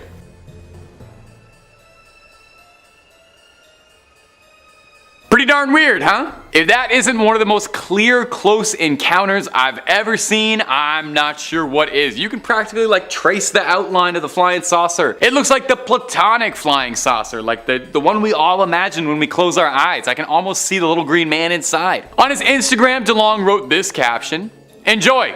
They are real." To the Stars Media will be turning real events like these into major feature films and television series to bring the facts to the world. Note the whirling sound from the propulsion. Now, To the Stars is the fringe research company owned by Tom DeLonge, hoping to spread information and explore the possibility of UFOs and UAPs, and it does also sound like it's a plan to get Tom DeLonge some more money by making a cinematic alien universe. Whatever his endgame is though, can't deny the footage posted here is eerily compelling. Number 3, Gary McKinnon. Now, I've talked a bit about Gary McKinnon before on this channel because I am obsessed with this story. He's a notorious hacker who broke into NASA's security. His story is a cool one. I love anytime you hear someone pulling a fast one over a government agency like this, so it bears repeating. He's a genius computer hacker with a lot of spare time and wanted to know just what the Yanks were hiding from his home in Scotland. He wanted to go after NASA's data server to see if they had anything hidden they'd never told anybody about. Been called the biggest military hack of all time, so I'd wager maybe he found something. Why risk your life, career, freedom on this exactly? McKinnon claims he had received an insider tip that the US had reverse engineered technology from UFOs, free energy. In his own words, he said, "This should not be kept hidden from the public when pensioners can't even pay their fuel bills. And it's just like a bonus if you get some alien stuff on the side." So what did he find? McKinnon claims in his searching he saw images of aircraft that did not resemble any he had ever seen in his life. One in particular he describes as looking like a massive cigar-shaped craft floating over the northern hemisphere that did not look man-made. He said he was in shock looking at the image and didn't think to take a photo. Well, there's those cylindrical shaped crafts again. I told you to keep thinking about them, and keep thinking about them again because they're going to show up one more time before this video is done. Well, that wasn't the only exciting thing he found. He also found something called the Disclosure Project, a 400-page document outlining testimonials from government agents across multiple branches of service recording sightings of unidentified objects, but that wasn't even the meal ticket. The real jewel was a document of a non-terrestrial officer's sheet. A spreadsheet listing the name of NASA agents to be transferred to new ships or serve on board space stations, but McKinnon noted that none of the names of the vessels existed in any database. Now, I I don't know how much you know about the US government, but they absolutely love it when you poke holes in their important security, triply so if you do it from the comfort of your bedroom in a country away. The US tried their level best to extradite McKinnon, but were prevented by the Crown from serving out a 70-year sentence. McKinnon's doing well. He recently took to the UFO subreddit to answer questions from fans and true believers. There wasn't a whole lot of new information, but it's just nice to know he hasn't been shoved into a black van somewhere. Number 2, the Navy and their pilots, Navy pilots. In September 2019, Navy spokesperson Joe Gradisher spoke out on 3 recently released videos by the Army that contained evidence of unexplained aerial phenomena. The Navy agreed that just this once, they would be willing to talk about something weird they'd seen and recorded because pilots are reportedly encountering bizarre things every day and feel just too uncomfortable to report it. One pilot in particular, Ryan Graves, who's a 10-year vet, has said he believes he's seen thousands of unexplained phenomena in the air in his career. But these go unreported because of the stigma attached to the previous theories about what may or may not be in the videos, in his words. To translate that a bit in layman's terms, the Navy feels that they have to comment so that pilots are willing to talk about that, hey, maybe we're seeing UFOs without feeling too crazy. These videos in question were released from 2017 to 2018, and they feature long, oblong-shaped objects captured with infrared that disappear in the Earth's atmosphere. Hey, there it is again, more cylindrical-shaped UFOs. Now, I'll be clear, I don't really have much of a connection or through line here, but I do think it's very fascinating how many of these stories do mention these cylindrical-shaped objects. Far from the earliest or last, in 2004 and in 2015, 2 similar sightings were reported featuring similar vehicles. Now, the purpose of investigating most of these reports is more focused on safety hazards and threats of national security. And at the same time, maybe they're not openly admitting they've got UFOs flying around, but they're getting pretty darn close. The 2004 sighting, I think, is a particularly fascinating one. 2 pilots, one Commander Fravor and one Lieutenant Commander Slate, called it in, reporting that they saw objects out of nowhere at some 80,000 feet in the air, and then descending rapidly towards the Pacific Ocean, stopping at around 20,000 feet and hovering in place. They would drop out of radar range or shoot directly up in the sky on a 90-degree angle. You know, normal things aircrafts love to do. They weren't American crafts, and they weren't recognized by any organizations they'd ever seen. Maybe it's tech not of this world. Number 1, government councils. You know, the era we're in right now is probably one of the most fascinating times to be invested in UFOs and unexplained alien sightings, so consider yourself lucky. Because it seems like we are getting dangerously close to a government finally confessing it. It feels like we're weeks away some days, you know? The UAP report was a seminal turning point when the Pentagon outright admitted they had thousands of documents and reports and investigations into the possibility of life somewhere out there in the Milky Way. Over the years, there have been a few investigations into unexplained aerial phenomena, but they're usually pretty hush-hush clandestine. Project Blue Book is probably the most famous secret project among them, but that was, a secret. Well, in the interest of transparency, as of October 2022, NASA is coming clean, washing their hands, and opening a new study into the research of extraterrestrial life. 16 hand-picked scientists and specialists have been selected to analyze data and determine how best to go forward when observing events. And they're not really looking at past cases, they're more looking towards future things. And this project will include researchers, personnel from all divisions, including former astronaut Scott Kelly, who served as the pilot for the Discovery shuttle and also held the world record for most days in space. So I guess he probably knows 1 or 2 things about space, maybe, and I'm sure he's seen something weird. Kelly himself doesn't personally believe in aliens, saying, "I think there's probably intelligent life in the universe, but I don't think they visit planet Earth." Why not? We got lots of great stuff out here. We got water slides, we got Vin Diesel. No other planet has those 2 things, and I'm sure we got a couple other great things from the human experience. So aliens, come on down when you're ready. We'll welcome you with open arms, and if those were UFOs you sent, we're really sorry that we shot those down. I didn't have anything to do with that. Number 5, Al Worden. American test pilot, engineer, and NASA astronaut Alfred Merrill Worden was the module pilot for the Apollo 15 lunar mission in 1971. One of the 24 people who have flown to the moon. Woohoo! He's got a couple of firsts, though. He orbited it 74 times in the command module. He was the first to drive a moon car. After Apollo 15 reached lunar orbit and his crewmates departed, and Worden spent 3 days alone in his module. That's terrifying. Traveling the furthest out from any other human. After he returned, the crew and him became involved in a NASA controversy, however.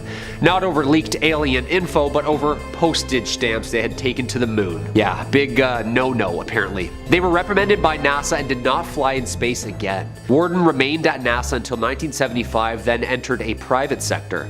And then it gets weird.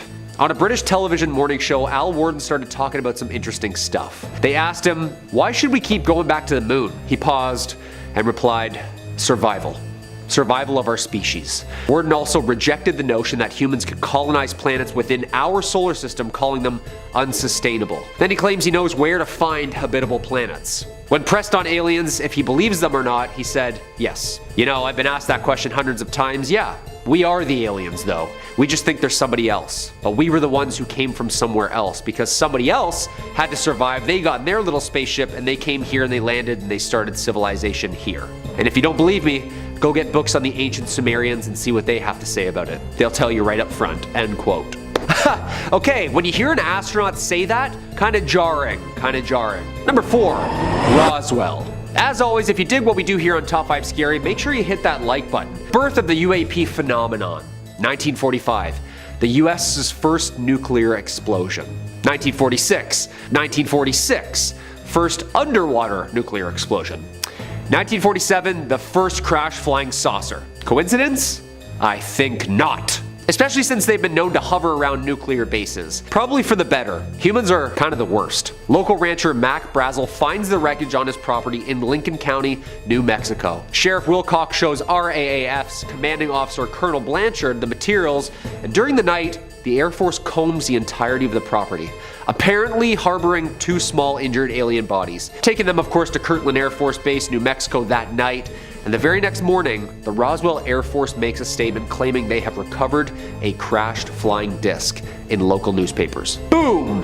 History, baby! Photographs of Jesse Marcel, the head intelligence officer who investigated and recovered some of the debris. The very next day, the Army retracts their statement and all of a sudden, a high-altitude weather balloon. Can you believe that, huh? AKA the birth of a conspiracy theory. Nuclear fission explosions, weather balloons. Something's not adding up here. Number 3, Edgar Mitchell. Edgar Dean Mitchell was a U.S. Navy officer, aviator, test pilot, engineer, NASA astronaut, and of course, a ufologist. Ufology is the pseudo term for somebody who studies the UFO phenomenon. I don't think there's a degree you can get that in. If so, I'm signing up. What school? Sorry? He was the lunar module pilot of the Apollo 14 in 1971 and spent 9 hours working on the lunar surface. He was the 6th person to walk on the moon. Yeah, he was walking while Worden was up there drifting in the currents of space. Mitchell publicly expressed his opinions and that he was sure that there were thousands of UFOs recorded since the early 1940s belonging to other planets. Thousands. Dateline NBC conducted an interview with Mitchell in 1996. He talked about meeting with officials from 3 different countries who claimed that they had met extraterrestrials in person. Quote, "The evidence for alien contact was very strong and classified by governments, who were covering up visitations and existence of alien bodies in places such as Roswell, New Mexico." Mitchell's book, The Way of the Explorer, discusses his journey. In 2004, he told the St. Petersburg Times that the US government was studying alien bodies and that this group had specifically stopped briefing US presidents since the 1960s. He said, quote, "We all know that UFOs are real. Now, the question is, where do they come from?" In 2008, Mitchell then was interviewed and claimed that Roswell crash was in fact the aliens that had contacted humans several times, but that the government had hidden the truth for more than 60 years. Scary stuff, scary stuff. He sadly passed in 2016. If we just reread the credentials alone, just one more time. Number 2, James McDivitt. James Alton McDivitt is an American test pilot, Air Force pilot, engineer, and NASA astronaut who flew in both the Gemini and Apollo programs. After graduating first in his class with a Bachelor of Science degree in aeronautical engineering, he qualified as a test pilot at the Air Force. In 1962, McDivitt was selected by NASA for the Gemini 4 mission. In 1965, he saw, filmed, and photographed an object which approached the Gemini 4 as they were orbiting Earth. Over Hawaii, a craft of some sort. The UFO had a long arm sticking out of it. Here's what Major James McDivitt said. "I was flying with Ed White. He was sleeping at the time, so I don't have anybody to verify this story, but we were drifting in space when suddenly an object appeared in the window. It's a cylindrical object, white. It had a long arm that stuck out of the side. The film was sent back to NASA and reviewed by some NASA film technicians. One of them selected what he thought was what they were talking about, at least before I had the chance to review it. And it was not the picture. It was a picture of a sun reflection on the window. So what were the pictures that he was talking about? In 1975, McDivitt said, "I never made a big deal out of it. It was something I definitely couldn't identify. It looked like a beer can with a pencil sticking out of it." Yeah, I would eventually give up on that too if those were my credentials and people were like, "Yeah, right, James." When somebody has like 25 years of designing and flying space shuttles around, when they say, "Hey guys, I'm seeing something up here," it's not like, "Oh, James, clean those old specs, would you? Yuck, yuck." Houston, we have a problem. And number 1, Gordon Cooper. Leroy Gordon Cooper Jr., an American aerospace engineer, test pilot, U.S. Air Force pilot, and the youngest of the 7 original astronauts in Project Mercury, the first human space program in the United States. You know the pictures. It looks like they're wearing a tinfoil suit, you know? Old school, old school. After service as a fighter pilot in World War II, he qualified as a test pilot in 1956 and then was selected as an astronaut in 1959. In 1963, Cooper piloted the longest and last Mercury spaceflight, Mercury Atlas 9. 34 hours in space. The first American to spend an entire day in space, the first person to sleep in space, and the last American launched on a solo orbit mission. In Cooper's autobiography, Leap of Faith, co-authored by Bruce Henderson, he recounted his experiences with the Air Force and NASA and an alleged UFO conspiracy. Cooper claimed to have seen his first UFO while flying over Germany, then saw them land in a dry lake bed. Cooper claimed up until his death that the US was indeed covering up UFOs. He said that there were hundreds of reports made by his fellow pilots, many coming from the military pilots on radar. In his memoirs, Cooper wrote that he had seen unexplained aircrafts tons in his career, and that in 1978 he actually testified before the United Nations on the topic. He sadly passed in 2004. He was such a strong advocate for disclosure, and all of these astronauts are remembered as putting their neck and name out on the line for some truth. In 5th place today, we have the footage the Pentagon refuses to release from Alaska. Between the dates of February 4th to the 12th of 2023, 4 different unidentified objects were shot down over Alaska, South Carolina, the Yukon, and the Great Lakes. While cockpit audio from F-16 pilots who shot down the UFOs over Lake Huron was released, a spokesman for the Pentagon has confirmed that the footage will not be released in the near future, being quoted directly saying, "I can tell you that there is not currently any images or video footage that we can release. The imagery remains classified, and I have not received any information as to the potential timeline on a change in classification." This refusal is a drastic difference in comparison to the quick release of an Air Force photo of what is believed to have been a Chinese spy balloon that was shot down at the same time over on the East Coast, and footage from when a Russian plane appeared to intentionally collide with a drone last March. Noted UFO researcher John Greenwald requested the footage and photos of the UFO shootdowns be released via a Freedom of Information Act request, with the Pentagon claiming national security exemptions to deny this request. An Air Force official said that the images would reveal cryptology and national security concerns if released. And even the Canadian RCMP are playing coy, having ended their public search for the remains. Now, I don't know about y'all, but that sounds pretty dang suspicious to me. Hey, anyone want to take a random trip to the Yukon just to sightsee? Totally not to recover UFO debris or anything suspicious. Number 4, the observatory. In 2007, astronomer Alberto Meyer, living in Busta Arezizo, Italy, and I butchered that pronunciation, made an incredible discovery, almost completely by accident, which is where most scientific progress gets made. He was adjusting the focus of his telescope when he spotted and tracked a UFO as it flew across the surface of the moon. Now the video shows the portions of the moon that he was focused on in close-up mode while tracking a solid black object as it flew over the surface of the moon. And look, I could just describe what is going on in this video, but I could also let you get your peepers on it and let you decide for yourself. They say a picture is worth 1,000 words, so here's roughly 24,000 words worth of context. Take yourself a look. Pretty weird, huh? That round black object is tracked as he catches just after it passing the Wallace crater, and yeah, this is how I'm learning that parts of the moon were named. I didn't know there was moon geography. It hovers and hesitates before making a sudden change of path at an exact 45-degree angle. Take your protractor out. The precision and control is what's giving people pause, you know? It seems to move as if it's being controlled, and with such mechanical dominance that it seems like it has to be something that's being intentionally driven, and not just a strange rock floating through the stars, or I'm gonna be honest, a bug crawling on the lens, which is what I thought it might be. Now, commenters on the video, because this thing went viral when it got posted, pointed out that the object does not decrease in size at all, suggesting that the object isn't close to the moon, and rules out the theory that this is a shadow on the surface of the moon from a large object overneath. I'm only capable of so much, I'm gonna be honest. The science stuff, that's kind of above my pay grade, but I can confirm and offer my speculation on when videos of UFOs look weird, and that's exactly what's going on here. So is this a UFO? Who is to say? Alrighty, in our third place position, we have the Guy Hotel Memo. It's the most requested document in the FBI's archives, right after the photo of Elvis and Nixon riding with an alien. The file has been checked out roughly 1 million times in the last 2 years alone. So far as cagey cover-ups go, this one's fairly out in the open, but that doesn't make it any less invigorating. It's a single page, an unconfirmed report the FBI never even followed up on. The file in question? It's a memo dated back to March of 1950, authored by one Guy Hotel, who served as the director of the FBI field office in Washington, D.C., addressed to FBI Director J. Edgar Hoover. In the memo, Hotel was relaying a story seen by an Air Force pilot about something bizarre they had seen in New Mexico, right around the time of Roswell fever. The memo describes flying saucers, circular in shape with raised centers, approximately 50 feet in diameter. It goes on to say that inside each saucer was a flight crew, each occupied by 3 bodies of roughly human shape, but only 3 feet tall, and bandaged in a manner similar to the blackout suits used by speed flyers and test pilots. The memo goes on to claim that the crafts were found because an aircraft radar had interfered with the controlling mechanisms of the saucer, and concludes by saying, no further evaluation was ever attempted.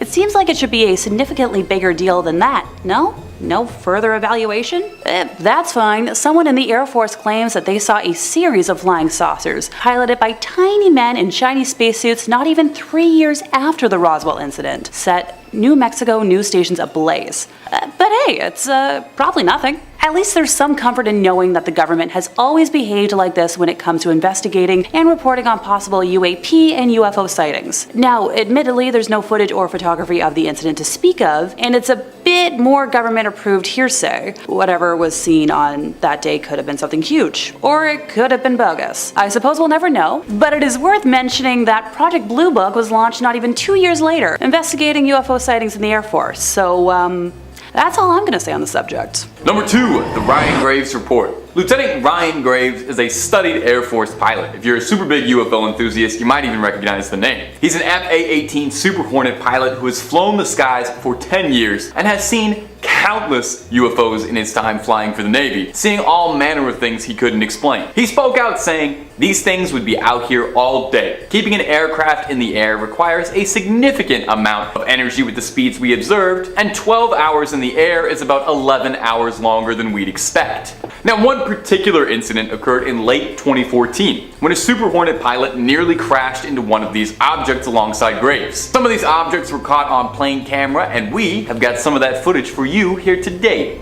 The pilot and his wingman were flying in tandem about 100 feet apart over the Atlantic East when something flew between them. Graves said that the object looked like a sphere encasing a cube, you know, regular shape a plane would be. The pilots were concerned because were these things a covert drone program or something suspicious and secretive, government officials would have at least warned them, since they had fighter jets flying around for fear of collision. This was the reason the Navy was concerned that perhaps there was more to investigate with this particular encounter of unexplained aerial phenomenon. What was truly unsettling the pilots, besides the fact that there was almost a huge safety crash error there, some of that's words, right? And that was that these crafts were accelerating to hypersonic speeds, and then they would stop and turn on a dime, which is not really something the human pilots are capable of, even our best and brightest, Sorry Goose and Maverick. So what did the pilots think they were dealing with? Graves spoke out, saying, we have helicopters that can hover, we have aircraft that can fly at 30,000 feet and right at the surface, but combine all of that into one vehicle of some type with no jet engine, no exhaust plume. So what do we think, my goblins and my ghouls? This does definitely seem like something worth digging into, doesn't it? Definitely seems suspicious, to say the least. Finally, in first place, we have the 2004 series of spottings. On November 14th of 2004, Lieutenant Alex Dietrich was piloting her FA-18 Super Hornet when she observed an oblong object hovering over the water. It leapt into motion, skimming 500 to 1,000 feet over the waves at around 500 knots, and for those of us Canadian civilians, that's around 925 kilometers per hour. The fighter jet's onboard radar couldn't detect the object, but Alex's weapons system operator in the rear seat, who, her name's not public, witnessed it as well. Dietrich has quoted her recollection as, "We were trying to call out what we are seeing to each other and to make sure everybody else is seeing it. It's moving so erratically and so fast that our voices, our minds, and then our radio calls can't keep up with it." The majority of credible modern-day UFO sightings can be credited to those that work in the Air Force, and it should be noted that military pilots are trained at what they call REAS, short for reconnaissance, and referring more specifically in this case to the art of recognizing aircraft by their shapes, paint schemes, unit insignia, and more. On one of the other Super Hornets that launched behind Alex was Lieutenant Commander Chad Underwood, who was able to capture the object on an infrared camera. It was 40 feet long, round and smooth, and quickly received the nickname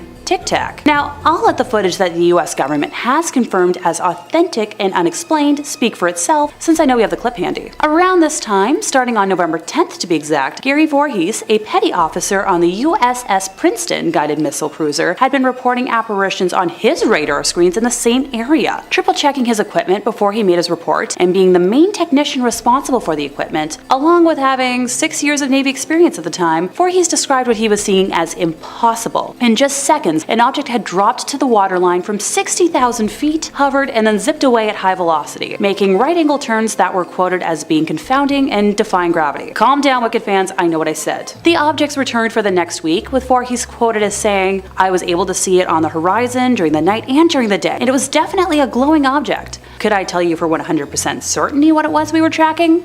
No. Now, footage of this event used to exist, with Gary being able to vividly describe his memories, but has since been completely scrubbed from the internet. Now, where have I heard that before? Number 5.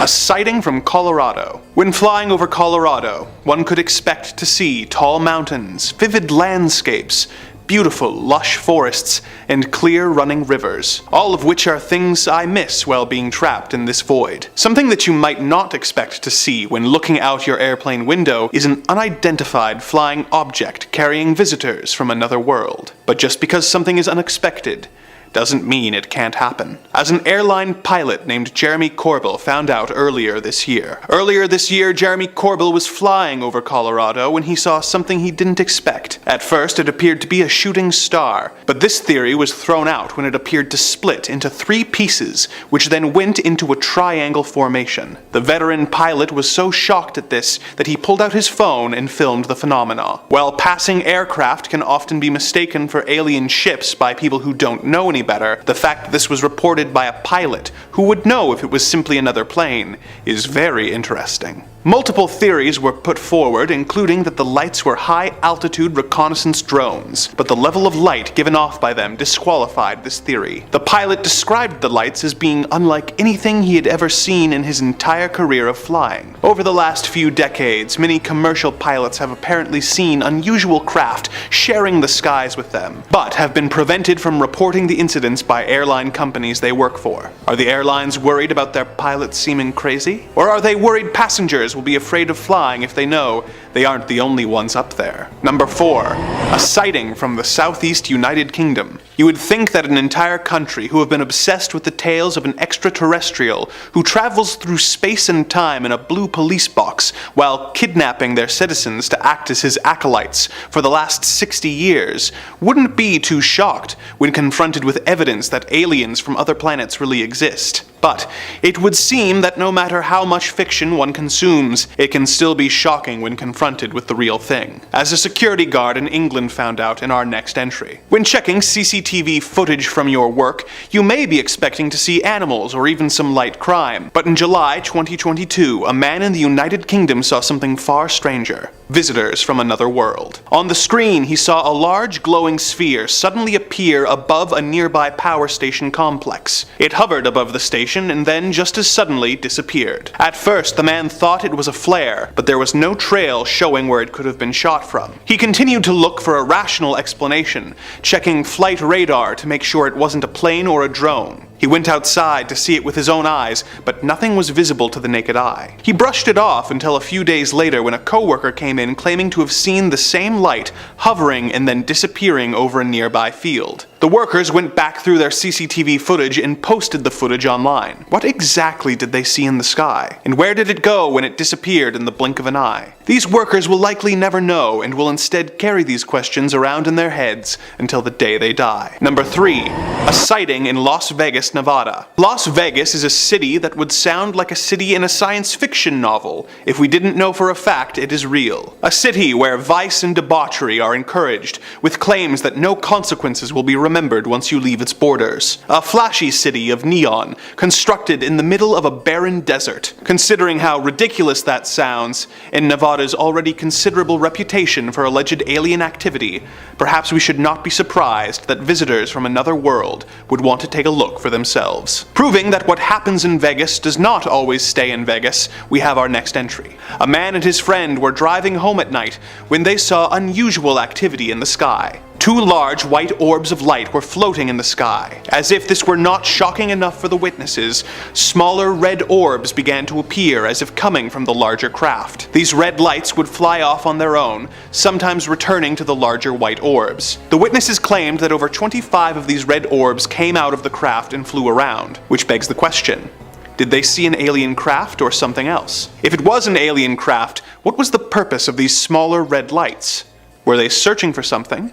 And if they were, did they find it? Was this something sinister or simply an interstellar game of hungry hippos? More importantly, why am I asking you? The glowing white orbs reportedly stayed in place for over 5 hours before eventually disappearing into the night. Number 2. A sighting in Sacramento. For those who are more skeptical, it is understandable that you would not be impressed by a lot of footage that is released of alleged alien encounters. It is often grainy, shaky footage that looks like it was filmed on a potato rather than a camera. And oftentimes, one is right to be skeptical. Oftentimes, things can be mistaken for alien crafts when seen through the lens of a phone camera late at night in the dark. But sometimes, people witness the unexplainable in broad daylight. Such is the case in our next entry from Sacramento, California. In this case, a man was in his yard with his family when he looked to the sky and saw a cone-shaped object flying through the sky. They pointed it out to their parents, who were also in the yard, and all of them did their best to capture footage of the cone-shaped craft. It seemed to morph in shape between a cone and an elliptical shape, but when they zoomed in, they saw that the bottom of the cone was emitting light. It is clearly not a plane, and the light coming out of the bottom is curious to say the least. Number 1.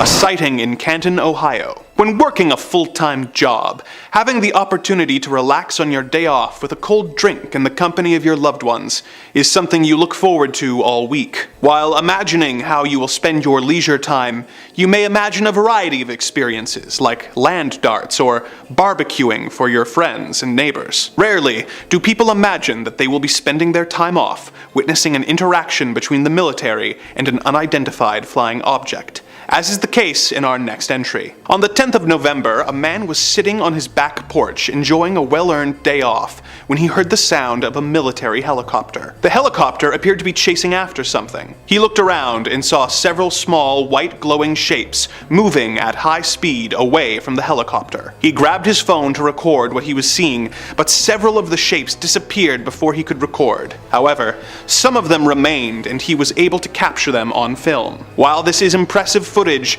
the most disturbing part of the story for me is the helicopter chasing them. Were they trying to research the UFO? Or were they attacking them or chasing them away? Whatever it was, let's hope that it didn't result in any tensions between humanity and an advanced alien race. Number 5. The Roswell Autopsy. Perhaps one of the most famous pieces of lost alien footage is the infamous Roswell Autopsy tape. Maybe you've heard of it. If you're a UFO enthusiast like me, no doubt it's come up before at some point. Roswell was kind of the birthplace of UFO mania, where a lot of the first conspiracy theories and a lot of the public ideas we have about aliens really stem from. If you don't know somehow, the story goes that an alien craft crashed crash landed in Roswell, New Mexico, where it was swiftly apprehended by shadowy government agents looking to pull a curtain over the whole thing. Reverse engineered, studied, down to the pilot of the craft, recovered by FBI scientists. Almost immediately after, hushed whispers and rumors of a recorded alien autopsy set conspiracists and enthusiasts' mind ablaze in equal measures. Recorded footage of an alien body being dissected would be undeniable proof with world-shattering consequences, and would probably make for some pretty good ratings. Well, the Fox network would agree with you, because in 1995, the footage was broadcasted on Fox, presented by legendary thespian and #1 guy to trust in regards to human-alien relations, one Jonathan Frakes. The film broadcast was not the true footage of the autopsy, but rather a high-budget recreation to show for a wider public audience what had happened. The director claims he had seen the original footage from the 1947 autopsy, but couldn't release it. He claims that he spliced shots from the original footage into the faked footage to provide some clarity, but didn't tell us what was real and what wasn't. And he insists that the video wasn't faked, but rather a reconstruction for educational purposes. Now, despite only being a reenactment, the special effects of the footage are remarkable. It does look pretty believable. It was helmed by industry legend Stan Winston, the special effects warlock responsible for bringing the Predator and the aliens alike. The alien body in the footage was filled with sheep guts, chicken entrails, pig knuckles, and raspberry jam to create the illusion of an alien filled to bursting with foreign organs, and probably tasted halfway decent with a little bit of soy sauce. So was the footage ever actually real, or was it all just cooked up to sweep up viewers on a dwindling TV season? The director maintains always that what he saw was real, he just wasn't allowed to show it, and did his best to show us what happened. There's an interesting discussion to be had there, I think. Was he just showing how easy it is to fraud something, manipulate people into believing whatever they see? Who's to say if the true footage ever did come out, we would even believe it? We would probably just dismiss it the exact same way. But if you want to see way more scary footage, real or not, dismissible or provable, we have got loads and loads of that for you to enjoy. So click through, stay a while, and get scared all night long with Top 5 Scary. I'll be here the whole night and in this building. #4, Edgar Mitchell. The thing about most alien sightings is that they don't always come from the most reputable of sources. You know, it's usually a random internet post, maybe a blurry shot from an iPhone kind of thing, posted on Reddit with a caption like, "What is this?" Or, you know, it's somebody who was walking home late at night and saw some lights in the sky and didn't know it was a plane. And while I think we should respect the voice of the people and the common man, it'd be nice if we got someone with a little bit of clout to their name. Well, luckily we've got more than a few astronauts who've seen bizarre things up there and are willing to share their stories. Edgar Mitchell is one such man. He's stood on the face of the moon before, he helped save the Apollo 14 mission from becoming a disaster, he's the 6th man to ever walk on the moon, and he is a lifelong defender and believer in aliens and UFOs. Mitchell claims that he's seen things that prove existence of life outside the planet. First and foremost, he is a firm believer of the Roswell conspiracy, and he insists that all those stories are true and that the military has been hiding the truth behind what happened at Roswell for decades, adding on to say that it was buried, and the military propagated a covert movement to discredit everything that had happened at Roswell, to deter people from taking any news about UFOs and flying saucers seriously, dismissing it forever as tinfoil hat stuff. Mitchell claims that NASA believes the public wouldn't be able to handle the truth. Come on, we're ready. We're ready, we're all ready, we're big enough now to know the truth. It's like the Tooth Fairy, we're grown up, we know where the quarters are coming from, just tell us. And Edgar Mitchell's been trying to just tell us. In 2004, Edgar Mitchell told a Floridan newspaper that he knew there was a secret cabal inside the American government that took in and studied alien corpses, and that after JFK was removed from office, the group did not answer to the president and didn't include the commander-in-chief in their briefings. He was quoted saying, "They all know that UFOs are real. The question is where they are coming from." A shadowy organization existing outside the president's control with insider knowledge on aliens and trying to suppress the public. Did Mr. Mitchell just casually confirm the Men in Black are real? Now, NASA themselves obviously denied all of Mitchell's statements, but obviously they would. What government is going to throw their hands up and admit that they have been slicing up alien bodies on the side? #3, the first flying saucer. Now, while the Roswell, New Mexico incident was the UFO sighting that really shot alien sightings into the mainstream public consciousness and kind of defined what alien sightings look like, you know, the idea of little gray or green men and flying saucers, it was obviously far from the first alien sighting ever recorded, just kind of the most popular. But not even a few weeks earlier, there was actually another famous sighting, and one that's thought to be the progenitor for sightings of UFOs being thought of as flying saucers. Kenneth Arnold was an American aviator. Unlike most UFO sightings, Kenneth never changed his story once, never made any kind of surrealist, outrageous claims, and stuck to the same story for the rest of his life. He saw weird saucers in the air he couldn't explain.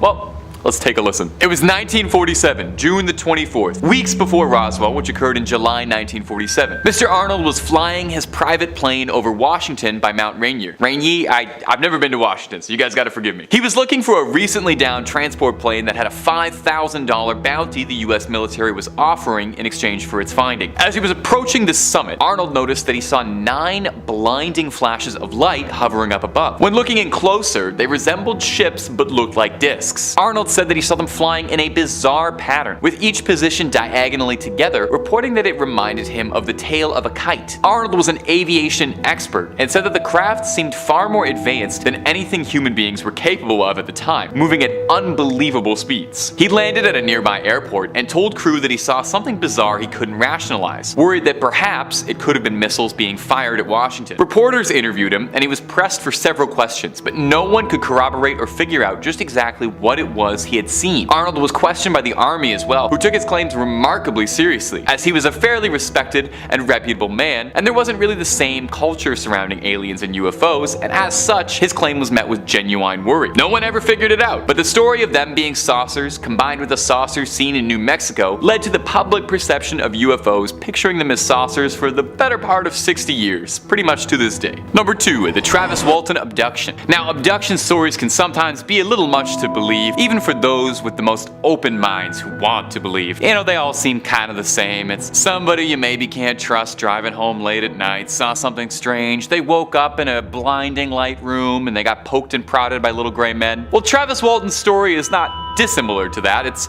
pretty out there even by abduction standards, but it's too juicy to pass up, so pop open those ears. In 1975, Travis Walton was working as a logger and was facing a fairly routine day, 6 other loggers and him driving around in the forest, when they saw something incredibly bright shining at them through the treetops. One of the men claimed it looked like a flattened disc, a saucer of sorts even. Walton stepped out of the bed of the truck to investigate and was struck by some invisible force that knocked him backwards. The rest of the crew panicked and drove away. Huge faux pas, I'll say, leaving your coworker behind after being struck by an alien, but okay, you think you know somebody. When the crew returned, Walton had vanished. Walton awoke and had thought that he'd been taken to a hospital because he'd found himself in a blindingly bright room and could hear people moving around him. But it wasn't until he got a good look at his doctors that he knew something was amiss. 3 feet tall, with brown, quarter-sized pupils, with marshmallow-like skin. Walton freaked out, obviously, as one would probably do, and was swiftly restrained by his captors. He tried to fight them off, but was greeted by a tall creature he said resembled a humanoid, but was masked by an intimidating helmet, a kind of Darth Vader looking thing. The masked creature took Walton and escorted him back into the operating room and put a translucent mask over his face. And Walton drifted out of consciousness again, unsure if anything was real. The next thing he remembers is walking alongside a highway as if nothing had ever happened. He eventually finds his way to a phone and called his brother-in-law, who panically asked what had happened. It turned out that Walton had been gone for 5 days, and he was untraceable. Search parties had formed looking for him, sent dogs and choppers tracked him from the woods, but no one could find any sign of him, as if he'd blinked out of existence and then blinked right back. Travis swore what happened to him was real, a real abduction, and he's maintained that story ever since that fateful week in 1975. Now, if you think this story is fascinating and you're upset that nobody recorded any of it and there wasn't any footage of what Travis described, well, the tragic news is, yeah, it doesn't exist. You can, however, watch a 90s sci-fi movie that is directly based off Travis's case called Fire in the Sky. I've never seen it, but I'm sure it's on Amazon Prime or something. It's got Robert Patrick from Terminator 2. He's in it. He's a good actor. Yeah, check it out. And number 1, the Rendlesham Forest incident. The incident and conspiracy at Roswell, New Mexico is one of the most famous events in UFO culture. This incident is considered England's Roswell, the Rendlesham Forest incident. Few other alien sightings can boast this many government witnesses, memos, and strange proof. Let's paint the scene. It was December 26, 1980. Oh, nice and festive and Christmas themed. Surrounding Rendlesham Forest in Suffolk, England was a series of Air Force bases and US Army personnel. 2 of these stationed officers were John Burroughs and Jim Peniston. On this fateful night, the 2 of them were concerned by shining bright lights that were seen flying above the base, worrying that it could perhaps have been a threat or a spy plane scouting out their location. Burroughs said that he thought the lights looked like a beacon summoning people over, and over 40 people on the base all agreed, reporting seeing the lights and sharing their concern. So the 2 men were sent over to Rendlesham Forest to investigate. In their official document, the 2 men claimed that they had seen a strange, shining, triangular object that was pulsing with colored lights. Neither of the men recognized it as an aircraft from any military across the globe. The craft had seemed far too advanced for anything of this world. Black and made out of a smooth, opaque glass. It didn't appear to have any wings or landing gear or even really any methods of propulsion or exhaust. The men describe it as covered in hieroglyphic-like symbols etched onto the hull of the vessel all over. Neither of the men could identify the glyphs as anything they'd seen before. Duh, it's alien stuff. As the craft touched down, nearby animals were being driven into a frenzy, and the airmen's equipment started malfunctioning, communications equipment cutting out. The two personnel could no longer call back to the base. Now, not even 2 days later, the Rendlesham UFO was spotted again. 2 days later, the same strange lights were seen hovering above the bases surrounding Rendlesham. This time, the crews came significantly more prepared, waiting and ready for the UFO to make contact. The patrol group had found depressions in the ground, and their Geiger counters started blowing up with noise. And the group had known that they'd come across where the UFO had been, and then, right on time, the patrol saw the same craft flying above overhead, disappearing into the night. Years passed, and we're still no closer to understanding just what occurred those faithful sightings. Number 5. Leland Melvin. American engineer and now retired NASA astronaut Leland Melvin has spent hundreds of hours in space. Literally hundreds. Leland holds 4 honorary doctorates for his service in education, the sciences, and philanthropy. Doctorates. I'm just saying that before the comments start rolling in saying he's just another wacko. He's crazy. They're not wackos, people. Any of them. They've been screened so many times by so many people with so many tests, they have to be damn well near perfect before going up on or in NASA's budget. Before his career with NASA, Leland was actually All-American for football. Detroit Lions, Toronto Argos. Guy made the NFL and then said, you know what? I think I'm gonna be an astronaut.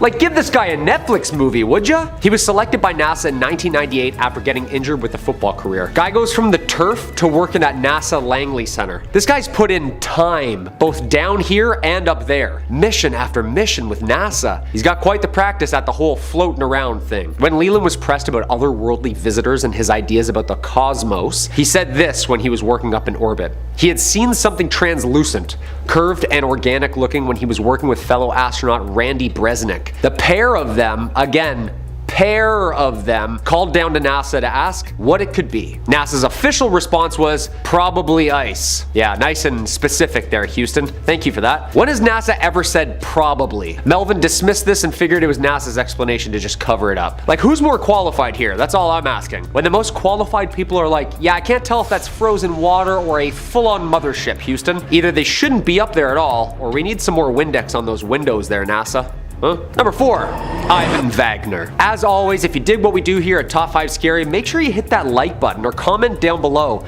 It really helps the channel out. Have you ever seen a UFO out there? Yeah, you. Have you seen one? Comment down below with some details about your experiences. I know I have. Twice now. Hence the obsession with all this stuff. Those Reddit rabbit holes, boy oh boy. Speaking of falling into a wormhole of conspiracy and who said what, astronaut Ivan Wagner, or I should say cosmonaut Ivan Wagner, since he's Russian by birth, and although he's bunking up with some roomies up there in the ISS, he was on the ISS as a first timer just back in 2020. Does NASA initiate rookies up there? Like pull pranks on the newbies? Like no gravity, just unbuckle you while you sleep, flow you out, you know? He and fellow Russian Anatoly Ivanishin were working up there alongside Chris Cassidy, the American commander of said expedition. When Wagner was orbiting the Earth, he might have captured some footage of UFOs, better known as UAPs, unidentified aerial phenomena. It's the jargon nowadays. The aurora lights behind Earth's beautiful curves was being recorded from the ISS when he saw a string of really weird lights moving in a really weird way. He labeled the video Space Guests. Wagner tweeted the vid, which apparently shows the aurora australis near Antarctica, and then all of a sudden this blob of organized lights just cruises on over the globe. Looks like a blob of like glitter just trucking across space. Like, what is that? Of course NASA didn't follow up. Like, what are they gonna say? Oh yeah, those are stars that move and blink, I think. I mean, no? Space junk. Yeah, space debris and swamps and things. Also, what a lame excuse. Space junk? Okay, so you're saying there's lots of litter up there, that's what you're saying? That's what just zipped over my house silently, defying gravity and lasered up my cow? Yeah, I don't think so, NASA. Number 3, Chris Hadfield. Retired Canadian astronaut, engineer, fighter pilot, and musician. Ladies and gentlemen, Chris Hadfield flew 2 missions and also served as commander on the International Space Station. Before his career as an astronaut, he served in the Canadian Armed Forces for 25 years as an Air Commander fighter pilot. So he has the credentials to say the least. In 1992, Hadfield was accepted into the Canadian astronaut program. He first flew in space in 1995, and since then, he says he's seen tons of stuff up there just zipping around that even a man with all those credentials says he can't explain. Quote, "I've seen countless things in the sky, but he has a pretty cool take on it. He doesn't keep it on the DL, he doesn't boast, and he doesn't panic. Seems like Chris has the mentality like, quote, to see something in the sky that you don't understand and then to immediately conclude it's intelligent life from another solar system is the height of foolishness and lack of logic. However, Chris seems to have a little dirt on Mars that maybe we all don't. He said, I think the fundamental question is that Mars was a lot like Earth 4 billion years ago when life first formed. So if it happened here, did it happen there? It would be evident somewhere in the geologic records. All we need is one fossil for proof. He thinks there could be potentially alien life in the clouds of Venus or on the distant moons of one of our gas giants. Researchers have suggested that there could be microbial life in the clouds of Venus because of the presence of ammonia, which on Earth is a key indicator of aquatic life. Aquatic life, eh? Atlanteans? Hadfield on the UAP phenomenon, quote, "We have 7 people living up there. We've been sending people to space since I was born. I spent half a year off planet looking everywhere. It makes no sense at all that intelligent life somewhere from not our solar system could cross interstellar space and just sneak around and only be caught on some strange video by fighter pilots. It just doesn't pass any basic sniff test or logic. It's fun, it's exciting, but if you use reason, the whole argument falls apart." End quote. Okay, Chris Hadfield, keep your secrets for now, you polite Canadian you. Wait till people start looking into Paul Hellyer, another very polite Canadian with some secrets of his own. Until then, you keep distracting us up there with that guitar, Chris. I see you, Jake Sully. Number 2, Michael Collins. NASA veteran and the very first driver up there, Mr. Michael Collins himself served as command module pilot on the historic Apollo 11 mission in 1969. When Neil Armstrong and Buzz Aldrin walked on the moon for the very first time, saying those very first famous lines we all know so well, Collins was back parking that thing up there. Mr. Collins stayed up there by himself in lunar orbit waiting for the safe return of his crewmates. I can't even stay in a basement with the lights off by myself. Imagine being up there just drifting in the currents of matter, like being in the middle of the ocean. Yeah, no way, dude. The astronaut retired from NASA in 1970 and spent his free time answering questions on Twitter. Apparently, he has gotten some really interesting buzz. Mr. Collins invited the interweb to chat, saying, quote, "Are we alone? Hashtag Ask Michael Collins." And boy oh boy, did he get some responses. Everything from wackos who like aliens to very, very high-ranked generals and pilots who are apparently also wackos who like aliens for talking about this. Collins, quote, "I used to think that NASA sent me to the wrong place, to the moon, because I think Mars is a much, much more interesting place," end quote. Collins has talked about it in the past about the possibility of alien life existing beyond Earth and doesn't shy away from discussing the topic in full. In 1999, for instance, he even argued on the topic of life developing in other parts of this infinite cosmos. So maybe it has then. He wrote in his book saying, quote, "I am alone now. Truly alone, and absolutely isolated from any known life. Although I may feel like I'm the same person, I also feel that I am different from other people. I have been places and done things you simply would not believe." Collins circled the moon once every 2 hours. What's scarier, walking on an unknown rock that apparently no one's ever visited, or flying all the way around it by yourself in the pitch black with no communications? Collins achieved the rank of Major General. He left NASA in 1970 to join the State Department and later became director of the Smithsonian National Air and Space Museum in Washington. One of the most key players in this whole thing. Michael Collins sadly passed in 2021. Number 1, Buzz Aldrin. Of course, the poster child for the whole phenomenon itself, Mr. Edwin Eugene Aldrin Jr. American astronaut, engineer, fighter pilot with a doctorate of science and astronautics. This guy is overqualified, okay? 3 spacewalks in 1966, Gemini 12 mission in 1969, Apollo 11 mission. He and mission commander Neil Armstrong were the first 2 people to land on the moon. Quote, "There was something out there, close enough to be observed. What could it be?" According to Aldrin, on Apollo 11 to the moon, quote, "I observed a light out the window that appeared to be moving alongside us. What could that have been other than a spacecraft from another country or another world? It was either the rocket that had separated from us or the 4 panels that moved away when we extracted the lander, right?" After he returned from his missions, he was convinced he saw aliens while he was out there. Credentials aside, he took a lie detector test, people, which he passed with flying colors. In an interview with C-SPAN Buzz, he talked about the future potential of Earth's moon for humanity. He added a little extra info that might have gained the spark to go back, regarding a certain monolith on a moon. Quote, "Visit the moon Phobos of Mars. There's a monolith there, a very unusual structure on this little potato object that goes around Mars once in every 7 hours. When people find out about that, they're gonna say, who put that there? And you bet, Buzz, I'll be the first one to ask that."